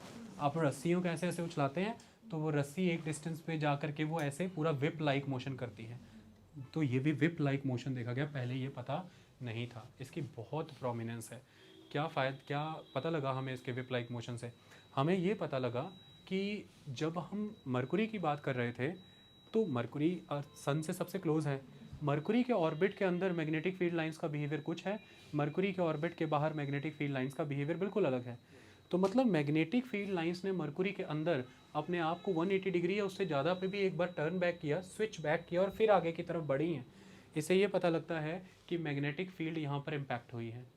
मैग्नेटिक फील्ड यहाँ पर इम्पैक्ट हुई है तो कोई ना कोई एटमॉस्फेयर का वहाँ पर फिनोमेना रहा है। तो हम मैग्नेटिक फील्ड के स्विच बैक से सन के एटमॉस्फेयर को बेटर समझ पाएंगे। सन के एटमॉस्फेयर को अगर हम समझ पाए तो हम सन के ओरिजिन को भी समझ पाएंगे। तो मैग्नेटिक फील्ड से सन का एटमॉस्फेयर क्लियर होता है, मैग्नेटिक फील्ड से ही हमें सन के ओरिजिन के बारे में बेटर पता लगेगा। अगर हम इसे बेटर समझ पाएँ तो सन अब तक का हमारे सबसे क्लोजेस्ट स्टार है, तो हम बाकी स्टार्स को भी समझ और पढ़ पाएंगे। और अगर एक बार ये मुकम्मल हुआ तो हम स्पेस वेदर को अच्छा समझ पाएंगे। और अगर ये हुआ तो चाहे हम मंगल पे जा रहे हैं जीवन ढूंढने, चाहे हम चंद्रमा पे जा रहे हैं पानी ढूंढने, हम बेटर वॉयजेस कर पाएंगे उन प्लैनेट्स की तरफ, क्योंकि हमें पता होगा स्पेस वेदर कैसे बिहेव करता है। क्योंकि हमें मैग्नेटिक फील्ड लाइंस की मूवमेंट अब क्लियर है। क्यों? क्योंकि जब ये सीधी जा रही थी तो कोई इशू नहीं था, लेकिन अब ये बिल्कुल ऐसा है कि जब ये जा रही है और एक बार जब वापस आई है, वापस आने पर वो जो सन के फोटोस्फेयर से सोलर फ्लेयर्स निकली थी, ज्वार ऊर्जाएं, ज्वाला, वो इस तरह से निकली थी। ये सन का फोटोस्फेयर है तो वहाँ से ऐसे मैग्नेटिक फील्ड्स निकल रही है ना, वो इस तरह से निकली थी ना, रबर बैंड की तरह हमने स्ट्रेच किया। एक पॉइंट तक जब ये जाएंगी तो यहाँ पर ये रीजन कट के आगे निकल जाएगा ऐसे पानी की बूंद की तरह बन के, बाकी का रीजन पीछे सर्कुलर ही रह जाएगा, तो क्लम्प हो जाएगा ना ये। तो ऐसा माना जाता है कि सोलर विंड्स के अंदर, सोलर विंड्स एक तरह से क्या है, गैस प्लाज्मा। तो सोलर विंड के अंदर जो हाई एनर्जेटिक क्लम्प्स हैं, प्लाज्मिक क्लम्प्स, ये उसके साथ सिंक हो जाती है। जब ये स्विच बैक करती है तो अब इसकी पकड़ में वो क्लम्प्स भी आ गए, तो ये उन क्लम्प्स को जब वापस अपनी पोजीशन अचीव करती है तो थ्रस्ट देती है, तो उसको थ्रस्ट देती है। जब ये वापस आई तो इसके उस रीजन में अब सोलर क्लम्प्स आए, तो जब ये वापस जाएगी अपनी ओरिजिनल पोजीशन में उनको थ्रस्ट करेगी। तो ऐसा माना जाता है कि सोलर विंड के अंदर जो एनर्जेटिक पार्टिकल्स हैं, जिन्हें हम गैस प्लाज्मा क्लम्प्स कहते हैं, उनको ज़्यादा थ्रस्ट और उनकी रफ्तार बढ़ाने के लिए जिम्मेदार हैं ये विप लाइक मोशन। तो मैग्नेटिक फील्ड लाइन से ऑल्सो रिस्पॉन्सिबल। तो आप देखिए वह सोलर विंड का कितना इम्पैक्ट है धरती पे। सारा का सारा ऑरोरा बोरियालिस और ऑरोरा ऑस्ट्रेलिस लेक्चर के पहले भाग में समझाया है। नॉर्थ और साउथ में जो सारा बन रहा है वो हमें यहीं से तो दिख रहा है, नथिंग एल्स। वो किसकी वजह से दिख रहा है? क्योंकि सोलर विंड इंटरेक्ट कर रही है किसके साथ? अर्थ की मैग्नेटिक फील्ड के साथ, इसलिए वो बोरेलिस और ऑस्ट्रेलिस बन रहा है, ऑरोरा। तो कुल मिलाकर के वो जो अजीब सी रोशनियाँ हमें उत्तरी ध्रुव और दक्षिणी ध्रुव पे दिखती हैं, नॉर्थ और साउथ पोल पे, ग्रीन, येलो, ऑरेंज, जो रंग बदलती रहती है, तो ये विप लाइक मोशन बहुत इंपॉर्टेंट है ये स्टडी करने के लिए कि सोलर विंड का क्या इम्पैक्ट हो सकता है, उसकी क्या इंटेंसिटी है, किस तरह का काम हो रहा है, और ये सारी चीज़ें आपस में कनेक्टेड हैं। वो अभी आपको पता लगेगा, अभी क्लियर होगा जब मैं तीसरी चीज़ पढ़ाऊंगा। ये पता लगा स्विच बैक्स क्या है? तो स्विच बैक्स के बारे में यही पता लगा है कि magnetic field lines, we thought they are emanating straight, but now we come to know that inside the orbit of Mercury, magnetic field lines after emanating from the sun slanted, showing slanted behavior as a whip-like motion within a second, and there is a 180 degree turn. It is called a chabuk-like movement, you can call it. It is in group with all magnetic field lines. सारी magnetic field lines group में काम कर रही है ना, so it is in group. Okay, magnetic field lines are behaving like this in a group, and they are synchronous with the fast moving particles of solar wind, so it accelerates solar winds. They are synchronous with the fast moving particles of the solar winds, so it accelerates solar winds. तो ये solar winds को accelerate करती हैं। और साइंटिस्टों का इस बार Parker solar probe ले जाने का एक कारण यह भी था कि वो ये जानना चाहते थे कि सोलर विंड को एक्सेलरेट डिसेलरेट कौन सी चीज़ें करती हैं, और वो काफ़ी हद तक इसमें सफलता प्राप्त कर पाए हैं जब उन्होंने मैग्नेटिक फील्ड लाइन के विप लाइक मोशन को देखा है। तो सोलर विंड के एक्सेलरेशन का पता चलेगा, और सोलर विंड अगर एक्सेलरेट होती है तो सीधा इम्पैक्ट है अर्थ के एटमॉस्फेयर पे और स्पेस वेदर पे। तो ये दोनों चीज़ों को हम बेटर प्रेडिक्ट और प्लान कर पाएंगे। इतनी बात क्लियर? अगला फिनोमेना जो पाया गया दैट इज टर्बुलेंस। हमारे सामने अब तक ये क्लियर नहीं था कि जो सोलर विंड हैं ये एक लाइन में आती हैं कंटिन्यूअस, या ये डिस्क्रीट मैनर में आती हैं। मतलब ये सीधा फ्लो करती हैं, या फिर ये जैसे पिचकारी चलाते हैं उस तरह से फ्लो करती हैं। ये दोनों जानकारियाँ बड़ी महत्वपूर्ण हैं कि ये स्ट्रेट लाइन में आती हैं या फिर ये पैचेस में आती हैं, जिसे हम डिस्क्रीट प्रोसेस कहते हैं। लेकिन अब हमें क्लियर हुआ है ना ये कॉन्टिन्यूस है और ना ये पैचेस में है, इनका कोई एक स्पेसिफिक मूवमेंट नहीं है, ये अनसर्टेन है, there movement is highly uncertain. तो ये फिक्स्ड नहीं है, ना तो ये अल्टीमेटली पैचेस में आ रही हैं, ना ही ये एक कॉन्टिन्यूस एस्पेक्ट में आ रही हैं, ये बहुत ही टर्बुलेंट मूव शो करती हैं, they are very very uncertain. कभी ये बढ़ रही हैं, कभी ये घट रही हैं, एक ही बार में बढ़ी घटी भी आ रही है, तो ये अनसर्टेनिटी हमें शो हुई है इनकी मूवमेंट के बारे में। ये भी बहुत इंपॉर्टेंट है, क्योंकि जब हमें ये क्लियर हो गया है कि अब ये मूवमेंट एक अनसर्टेन मूवमेंट है, तो इसके बारे में अब हम पता लगाना चाहेंगे कैसी अनसर्टेनिटीज़ हैं, क्यों किसकी वजह से वो अनसर्टेनिटीज़ हैं, तो वो क्लियर हो जाएगा। और ये कैसे हो रहा है, अनसर्टेनिटीज़ कैसे आ रही हैं, क्यों हो रहा है, अब यहाँ पर जस्टिफाई करते हैं। जब हमने ये सन का फोटोस्फेयर देखा था, तो सन के फोटोस्फेयर को जब हमने ऑब्जर्व किया तो हमने ये देखा कि सन के अंदर से ये जितना भी उसके अंदर जो हीट है in the form of plasma, that is ionised gas, वो बाहर आई। और वो प्लाज्मा आयोनाइज्ड है तो उसमें पॉजिटिवली चार्ज आयंस है और इलेक्ट्रॉन्स है, तो वो मैग्नेटिक फील्ड ही है एक तरह की। तो वो जब बाहर आई है, तो जब बाहर आई है तो एक रीजन तो क्लम्प बन के कट के आगे चला गया स्पेस में, लेकिन बाकी फॉल बैक होगा अर्थ पे, सॉरी सन पे, क्योंकि सन की अपनी ग्रेविटी भी है। तो हमने ये देखा कि जब वो बाकी का सोलर फ्लेयर का रेजिडुअल मटेरियल, जैसे ज्वाला उठा है, धरती पे ही नोटिस करो, ज्वाला उठा है तो उसकी आग राख तो चली गई चलो, लेकिन उसका मटेरियल तो बाकी गिरा है आकर के। तो हमने देखा जब वो सोलर फ्लेयर उड़ने के बाद गिरी है, जहाँ पर वो गिरी है अब, तो वहाँ पर गिरने के बाद उसने magnetic field of the photosphere को डिसिपेट किया है। जहाँ पे वो गिरी है उसने वहाँ पे उसको डिसिपेट किया है, और जब वो डिसिपेट हुई है तो ये विप लाइक मोशन बना है। ये आगे को जा रही थी ना, ये वापस को आई ना, स्विच बैक हुआ, क्यों हुआ, क्योंकि सोलर फ्लेयर का जो हिस्सा वापस गिरा है उसने मैग्नेटिक फील्ड लाइन को उस पॉइंट पे डिसिपेट कर दिया, और जैसे ही उसने उसको डिसिपेट किया तो अल्टीमेटली ये विप लाइक मोशन बना। और ये विप लाइक मोशन है जो सोलर विंड के हाई एनर्जी पार्टिकल्स को एक्सेलरेट कर रहा है। तो आप देख सकते हैं uncertain movement of the solar wind कितना जरूरी था, टर्बुलेंस। तो जितनी ज़्यादा टर्बुलेंसेज रहेंगी, मतलब सोलर फ्लेयर्स जितनी ज़्यादा टर्बुलेंट रहेंगी, जितनी ज़्यादा गिरेंगी, उतनी सोलर विंड टर्बुलेंट है, और जितनी ज़्यादा सोलर विंड टर्बुलेंट हो रही है उतना ही ज़्यादा विप लाइक मोशंस टर्बुलेंट है, और वही विप लाइक मोशन रिस्पॉन्सिबल है सोलर विंड के एक्सेलरेशन डिसेलरेशंस के लिए। तो ये सारा का सारा सन का एस्पेक्ट आपस में अटैच्ड है। ये बात समझ में आई, ये क्लियर हुई।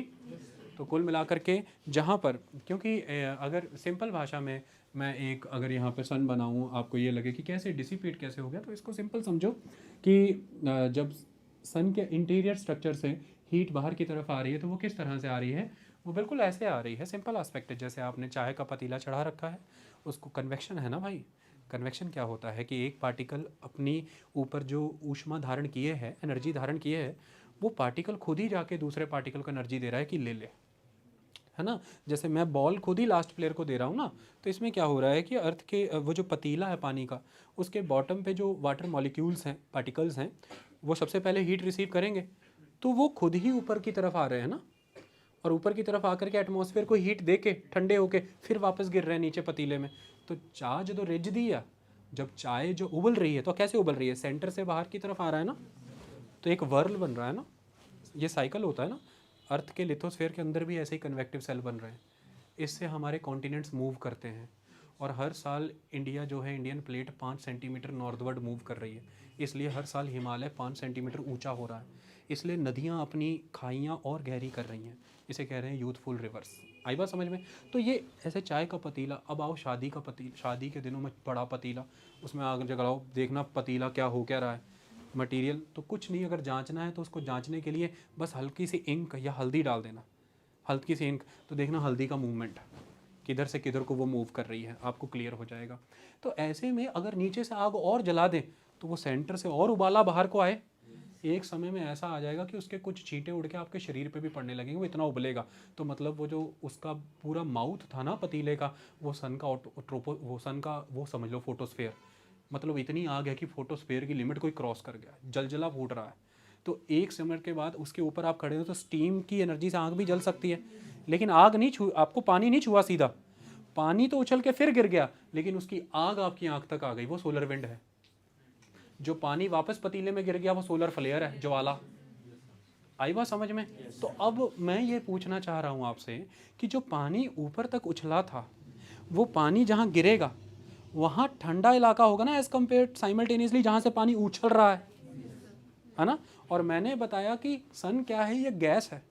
गैस कौन सी है? यहाँ पे जैसा एटमॉस्फेयर है ऐसा नहीं है, ये आयोनाइज्ड एटमॉस्फेयर है, मतलब ये प्लाज्मा है। एक न्यूट्रल गैस है जो हमारे सराउंड है, ये आयोनाइज्ड गैस है। तो ऐसे में वैसे ही जलजले सन पे हर जगह पे हो रहे हैं, लेकिन जहाँ से एक जलजला हो करके उठा है और उसका रेजिडुअल मटेरियल आके गिरा है, तो वहाँ पर तो वो प्लाज्मा ठंडा है, क्योंकि गैस सारी हीट तो दे है, एनर्जी दे है, ये ठंडी होकर गिरी है।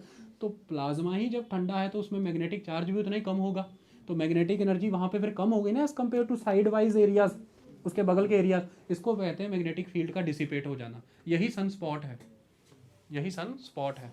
आई बात समझ में? ये क्लियर हुआ फिनोमेना?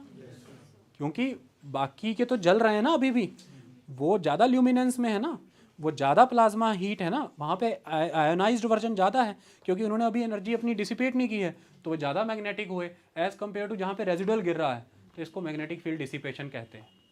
और इसीलिए जैसे ही वहाँ डिसिपेशन हुई तो विप लाइक स्ट्रक्चर हो गया ना, तो जैसे ही विप लाइक स्ट्रक्चर हुआ तो वापस से फिर गेन हुआ, वापस से, क्योंकि वही स्पॉट एकदम से फिर से वही पानी गिर के गर्म होकर फिर तो जलजला वापस आ रहा है, फिर से री एनर्जाइजेशन हुआ, तो फिर से फॉरवर्ड मूवमेंट हो रहा है। और जैसे ही फॉरवर्ड मूवमेंट हो रहा है, इन बिटवीन जो सोलर विंड क्लम्प्स आए थे, जो वो गैसेज, आयोनाइज्ड गैसेज आ चुकी हैं इसकी चपेट में, उनको पकड़ के आगे ले जाएगा, एक्सेलरेट कर देगा। इस तरह से ये सारी एक्टिविटी सन की जुड़ी है। ये अब पता चल रहा है, ये पहले पता नहीं चला था, ये पार्कर सोलर प्रोब ने बताया है। आई बात समझ में? और अगला है द ब्रेकिंग पॉइंट। ये ब्रेकिंग पॉइंट क्या है? इसको ट्रांजिशन जोन भी कहते हैं, ऐसे लिख लो पेपर में, ट्रांजिशन जोन भी आ सकता है। अब क्या होता था कि जैसे मान लीजिए कि सपोज कीजिए अर्थ है ना, जैसे अर्थ रोटेट करती है ना, ऐसे सन भी रोटेट करता है। अर्थ फास्ट रोटेट कर रही है, सन स्लो रोटेट कर रहा है, पर रोटेशन तो पृथ्वी में, पूरे ब्रह्मांड में कुछ नहीं है, केवल रोटेशन है। आपको ये भी पता होना चाहिए कि आपकी अर्थ के कोर में, जो कोर है उसके दो रीजन है, आउटर कोर, इनर कोर। और उन रीजन्स में इनर कोर के अराउंड आउटर कोर भी मूव कर रहा है, रोटेट कर रहा है, इनर कोर भी। यही कारण है कि अर्थ का मैग्नेटिक पोल मूव करते हैं। अर्थ के मैग्नेटिक पोल मूव क्यों कर रहे हैं? क्योंकि कोर के अराउंड भी मटेरियल मूव कर रहा है। कोर बना है निफे, निकल फेरस, मूवमेंट हो रही है। पृथ्वी में, ब्रह्मांड में सब मूव कर रहा है बस, और मूव भी सब चक्र में कर रहा है, सब रोटेशन है, नथिंग एल्स। पूरी की पूरी गैलेक्सी भी रोटेट कर रही है, आपको पता है? पूरी गैलेक्सी रोटेट कर रही है, और पूरा का पूरा यूनिवर्स भी रोटेट कर रहा है, सब घूम रहा है। क्योंकि ब्रह्मांड बना ही ऐसे घूम के बना, सब टकरा के घूमने लगा। ओके, ऐसे में अब जब सन रोटेट कर रहा है, इस रोटेट करते हुए सन के फोटोस्फेयर से निकलती है ज्वाला, सोलर फ्लेयर, जिसका एनर्जी वाला अंश आप तक आता है, तो हम कहते हैं सोलर विंड। तो ऐसा माना जाता है कि जब अर्थ सन रोटेट कर रहा है, तो ये जो सोलर फ्लेयर और ये जो ज्वाला है, ये भी रोटेट करती हुई आनी चाहिए, जैसे दिवाली पे चक्री चलाते हैं अपन, कहते हैं ये भी घूमती हुई आनी चाहिए सुदर्शन की तरह। लेकिन अब तक हमारी ये थ्योरी करेक्ट नहीं थी। हमें था कि सोलर विंड स्ट्रेट लाइन में ही आती है, क्योंकि हमने स्ट्रेट लाइन में ऑब्जर्व की है। लेकिन अब ये प्रमाणित हो गया है कि मरकुरी के अंदर, मरकुरी के ऑर्बिट के अंदर ये वर्ल मोशन में ही होती हैं, लेकिन थोड़ी ही दूरी पर जाकर के ये स्ट्रेट लाइन हो जाती है। बिल्कुल ऐसा है जैसे टेंजेंट बनाना है ना आपने, जैसे लंगर घुमा रहे हो ना रस्सी बांध के पत्थर, और एक पॉइंट से छूट जाता है ना, तो वो स्ट्रेट लाइन में जाता है ना, फिर वो टेंजेंट बनती है ना सर्कल से, ऐसे टेंजेंट्स ड्रॉ करते हो ना आप, तो ये बिल्कुल ऐसे ही होता है प्रोसेस। तो एक पॉइंट तक चक्री है, लेकिन उसके बाद जैसे दिवाली की चक्री के आगे फैल जाती है ना स्ट्रेट लाइन में, ये भी फैल जाती है, फिर हमें प्रतीत होता है स्ट्रेट आ रही है। तो हमने अब ये पता लगाया है कि इसका एक ब्रेकिंग पॉइंट है, वो है ट्रांजिशन पॉइंट, जहाँ से ये वर्ल मोशन से स्ट्रेट लाइन में आती है। ये हमें सन की रोटेशन के बारे में अब बेहतर जानकारी देगा। और जब सन की रोटेशन के बारे में बेहतर जानकारी मिल गई, तो सन के अंदर मटेरियल कैसे डिस्ट्रीब्यूटेड है, मास कैसे डिस्ट्रीब्यूटेड है, इसका पता लगेगा।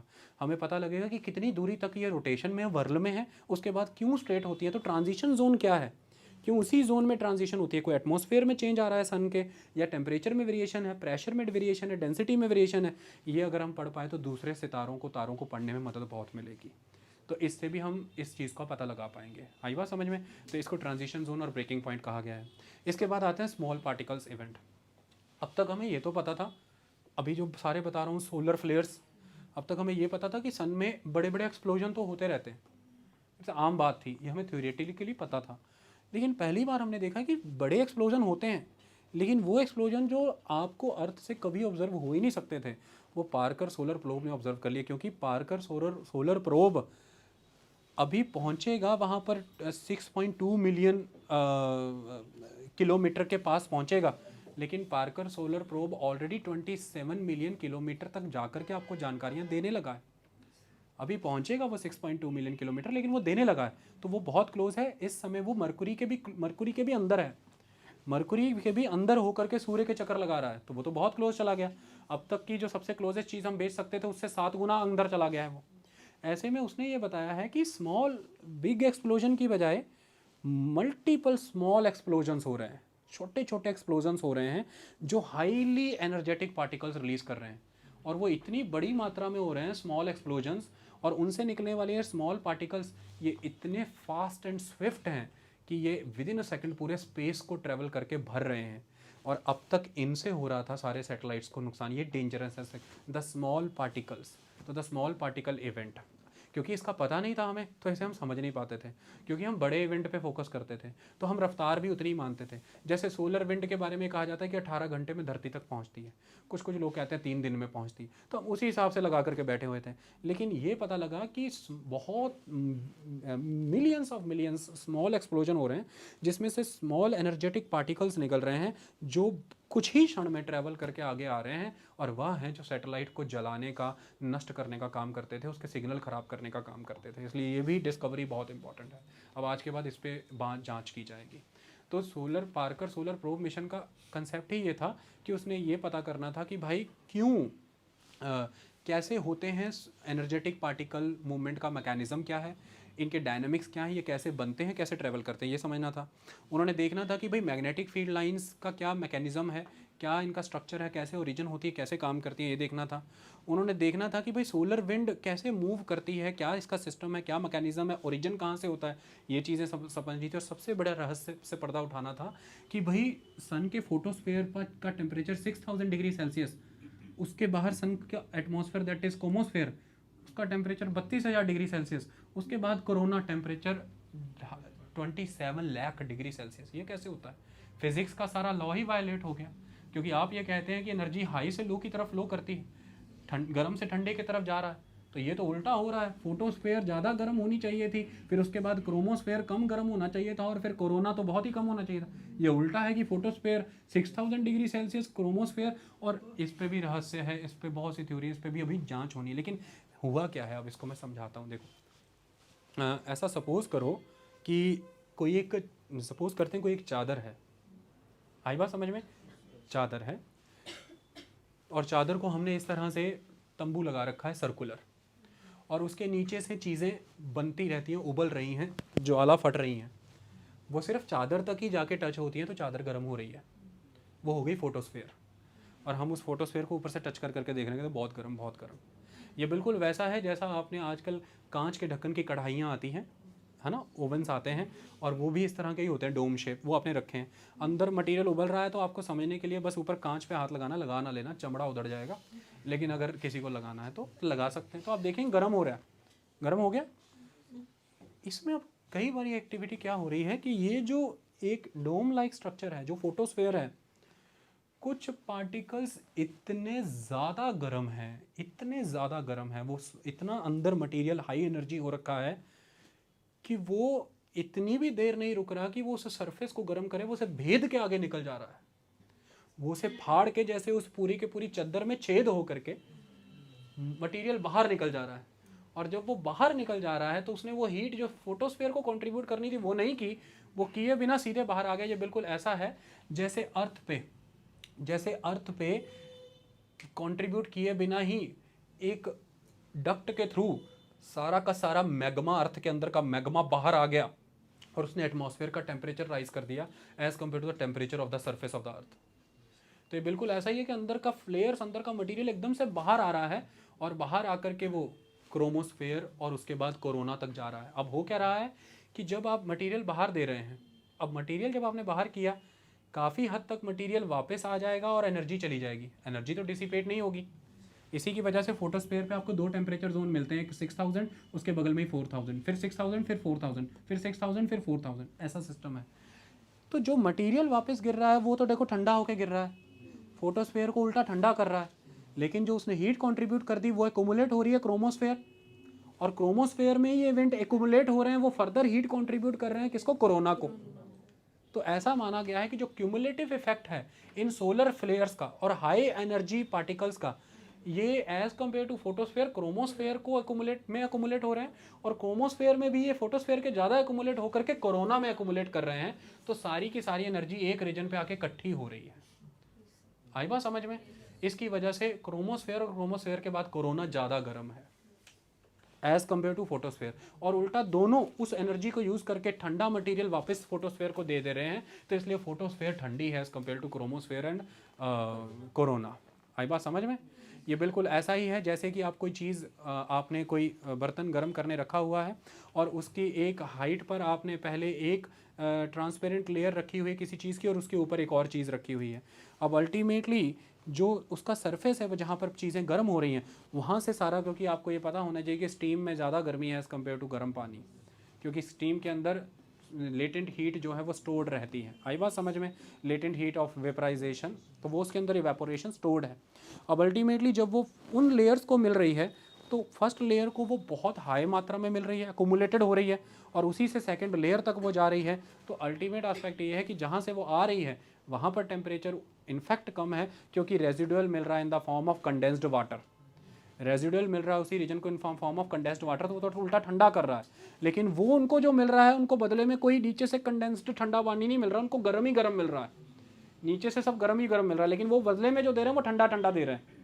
आई बात समझ में? ठीक ऐसा ही है कि सन के फोटोस्फेयर से जो निकल रहा है वो सब गर्म निकला, लेकिन क्रोमोस्फेयर कोरोना को मिला सब गर्म, लेकिन बदलों में इन्होंने दी खाली गैस, ठंडी गैस। तो photosphere as compare to chromosphere और कोरोना ठंडा हो गया, और क्रोमोस्फेयर में एक्यूमुलेट होता गया मटेरियल, और फिर ऐसे ही कोरोना में चला गया मटेरियल, एक्यूमुलेट होता रहा। तो ये एक पॉसिबल रीज़न है। ऐसी बहुत सी फाइंडिंग्स अभी आएंगी, ये हमने एक प्रयास किया है। आई बात समझ में? ये इसके बारे में जानकारियाँ थी, और मैंने ये सारा आपको टर्बुलेंसेस कॉन्टिन्यू या पैचेस में था ये मैंने बता दिया है। क्या क्या इसके बारे में डिस्कवरीज़ हैं ये भी बता दिया है। क्या क्या नुकसान हो सकते हैं उनको हमें समझना है। ब्रेकिंग पॉइंट के बारे में यही है कि ट्रांजिशन जोन है सोलर विंड का। Solar energetic particle very small bombardments होती हैं और very small fast moving particles हैं। ये सोर्सेस हैं डेंजरस रेडिएशन के which cause harm to the satellites. Okay, ये सारी जानकारियाँ इसके विषय में थी, ये सारी इसकी फाइंडिंग्स थी। हम क्यों इनके बारे में पढ़ रहे हैं वो आपको लेक्चर के पहले भाग में जो आप सुनेंगे तो पता लग जाएगा। सारा वर्ल्ड आज की डेट में आईटी पे है, इंटरनेट पे है, माइक्रोवेव्स पर है, मैग्नेटिक फील्ड पर है। सोलर रेडिएशन एक इम्पॉर्टेंट आस्पेक्ट है। आपके ग्रिड पावर्स हॉल्ट हो सकते हैं, आपके सैटेलाइट्स हॉल्ट हो सकते हैं, कम्युनिकेशन पूरी तरह से ब्रेक हो सकता है। सारा बैंकिंग सिस्टम, सारा रेलवे सिस्टम, सारे ट्रांजैक्शन, सारे ट्रांजिशंस, आज सब कुछ इसी कनेक्टिविटी पे खड़ा है। कनेक्टिविटी सारी डेड हो सकती है, और हमारे लिए स्पेस वेदर को समझना आज की डेट में बहुत ज़रूरी हो चुका है। इसके लिए हमने ये पार्कर सोलर प्रोब भेजा है, और जिसके बारे में हम पढ़ रहे हैं। कंप्लीट लेक्चर को सुनिए, हमने हर तरीके को प्रैक्टिकल वे में समझाने की कोशिश की। अब ये आप किसी भी अखबार, किसी भी मैगजीन में पढ़ेंगे पानी की तरह समझ आएगा। टेक्निकल जितनी चीज़ें थी हमने सरल भाषा में आपको समझा दी हैं, सूर्य के सारे बेसिक चीज़ों के साथ साथ। Thank you so much.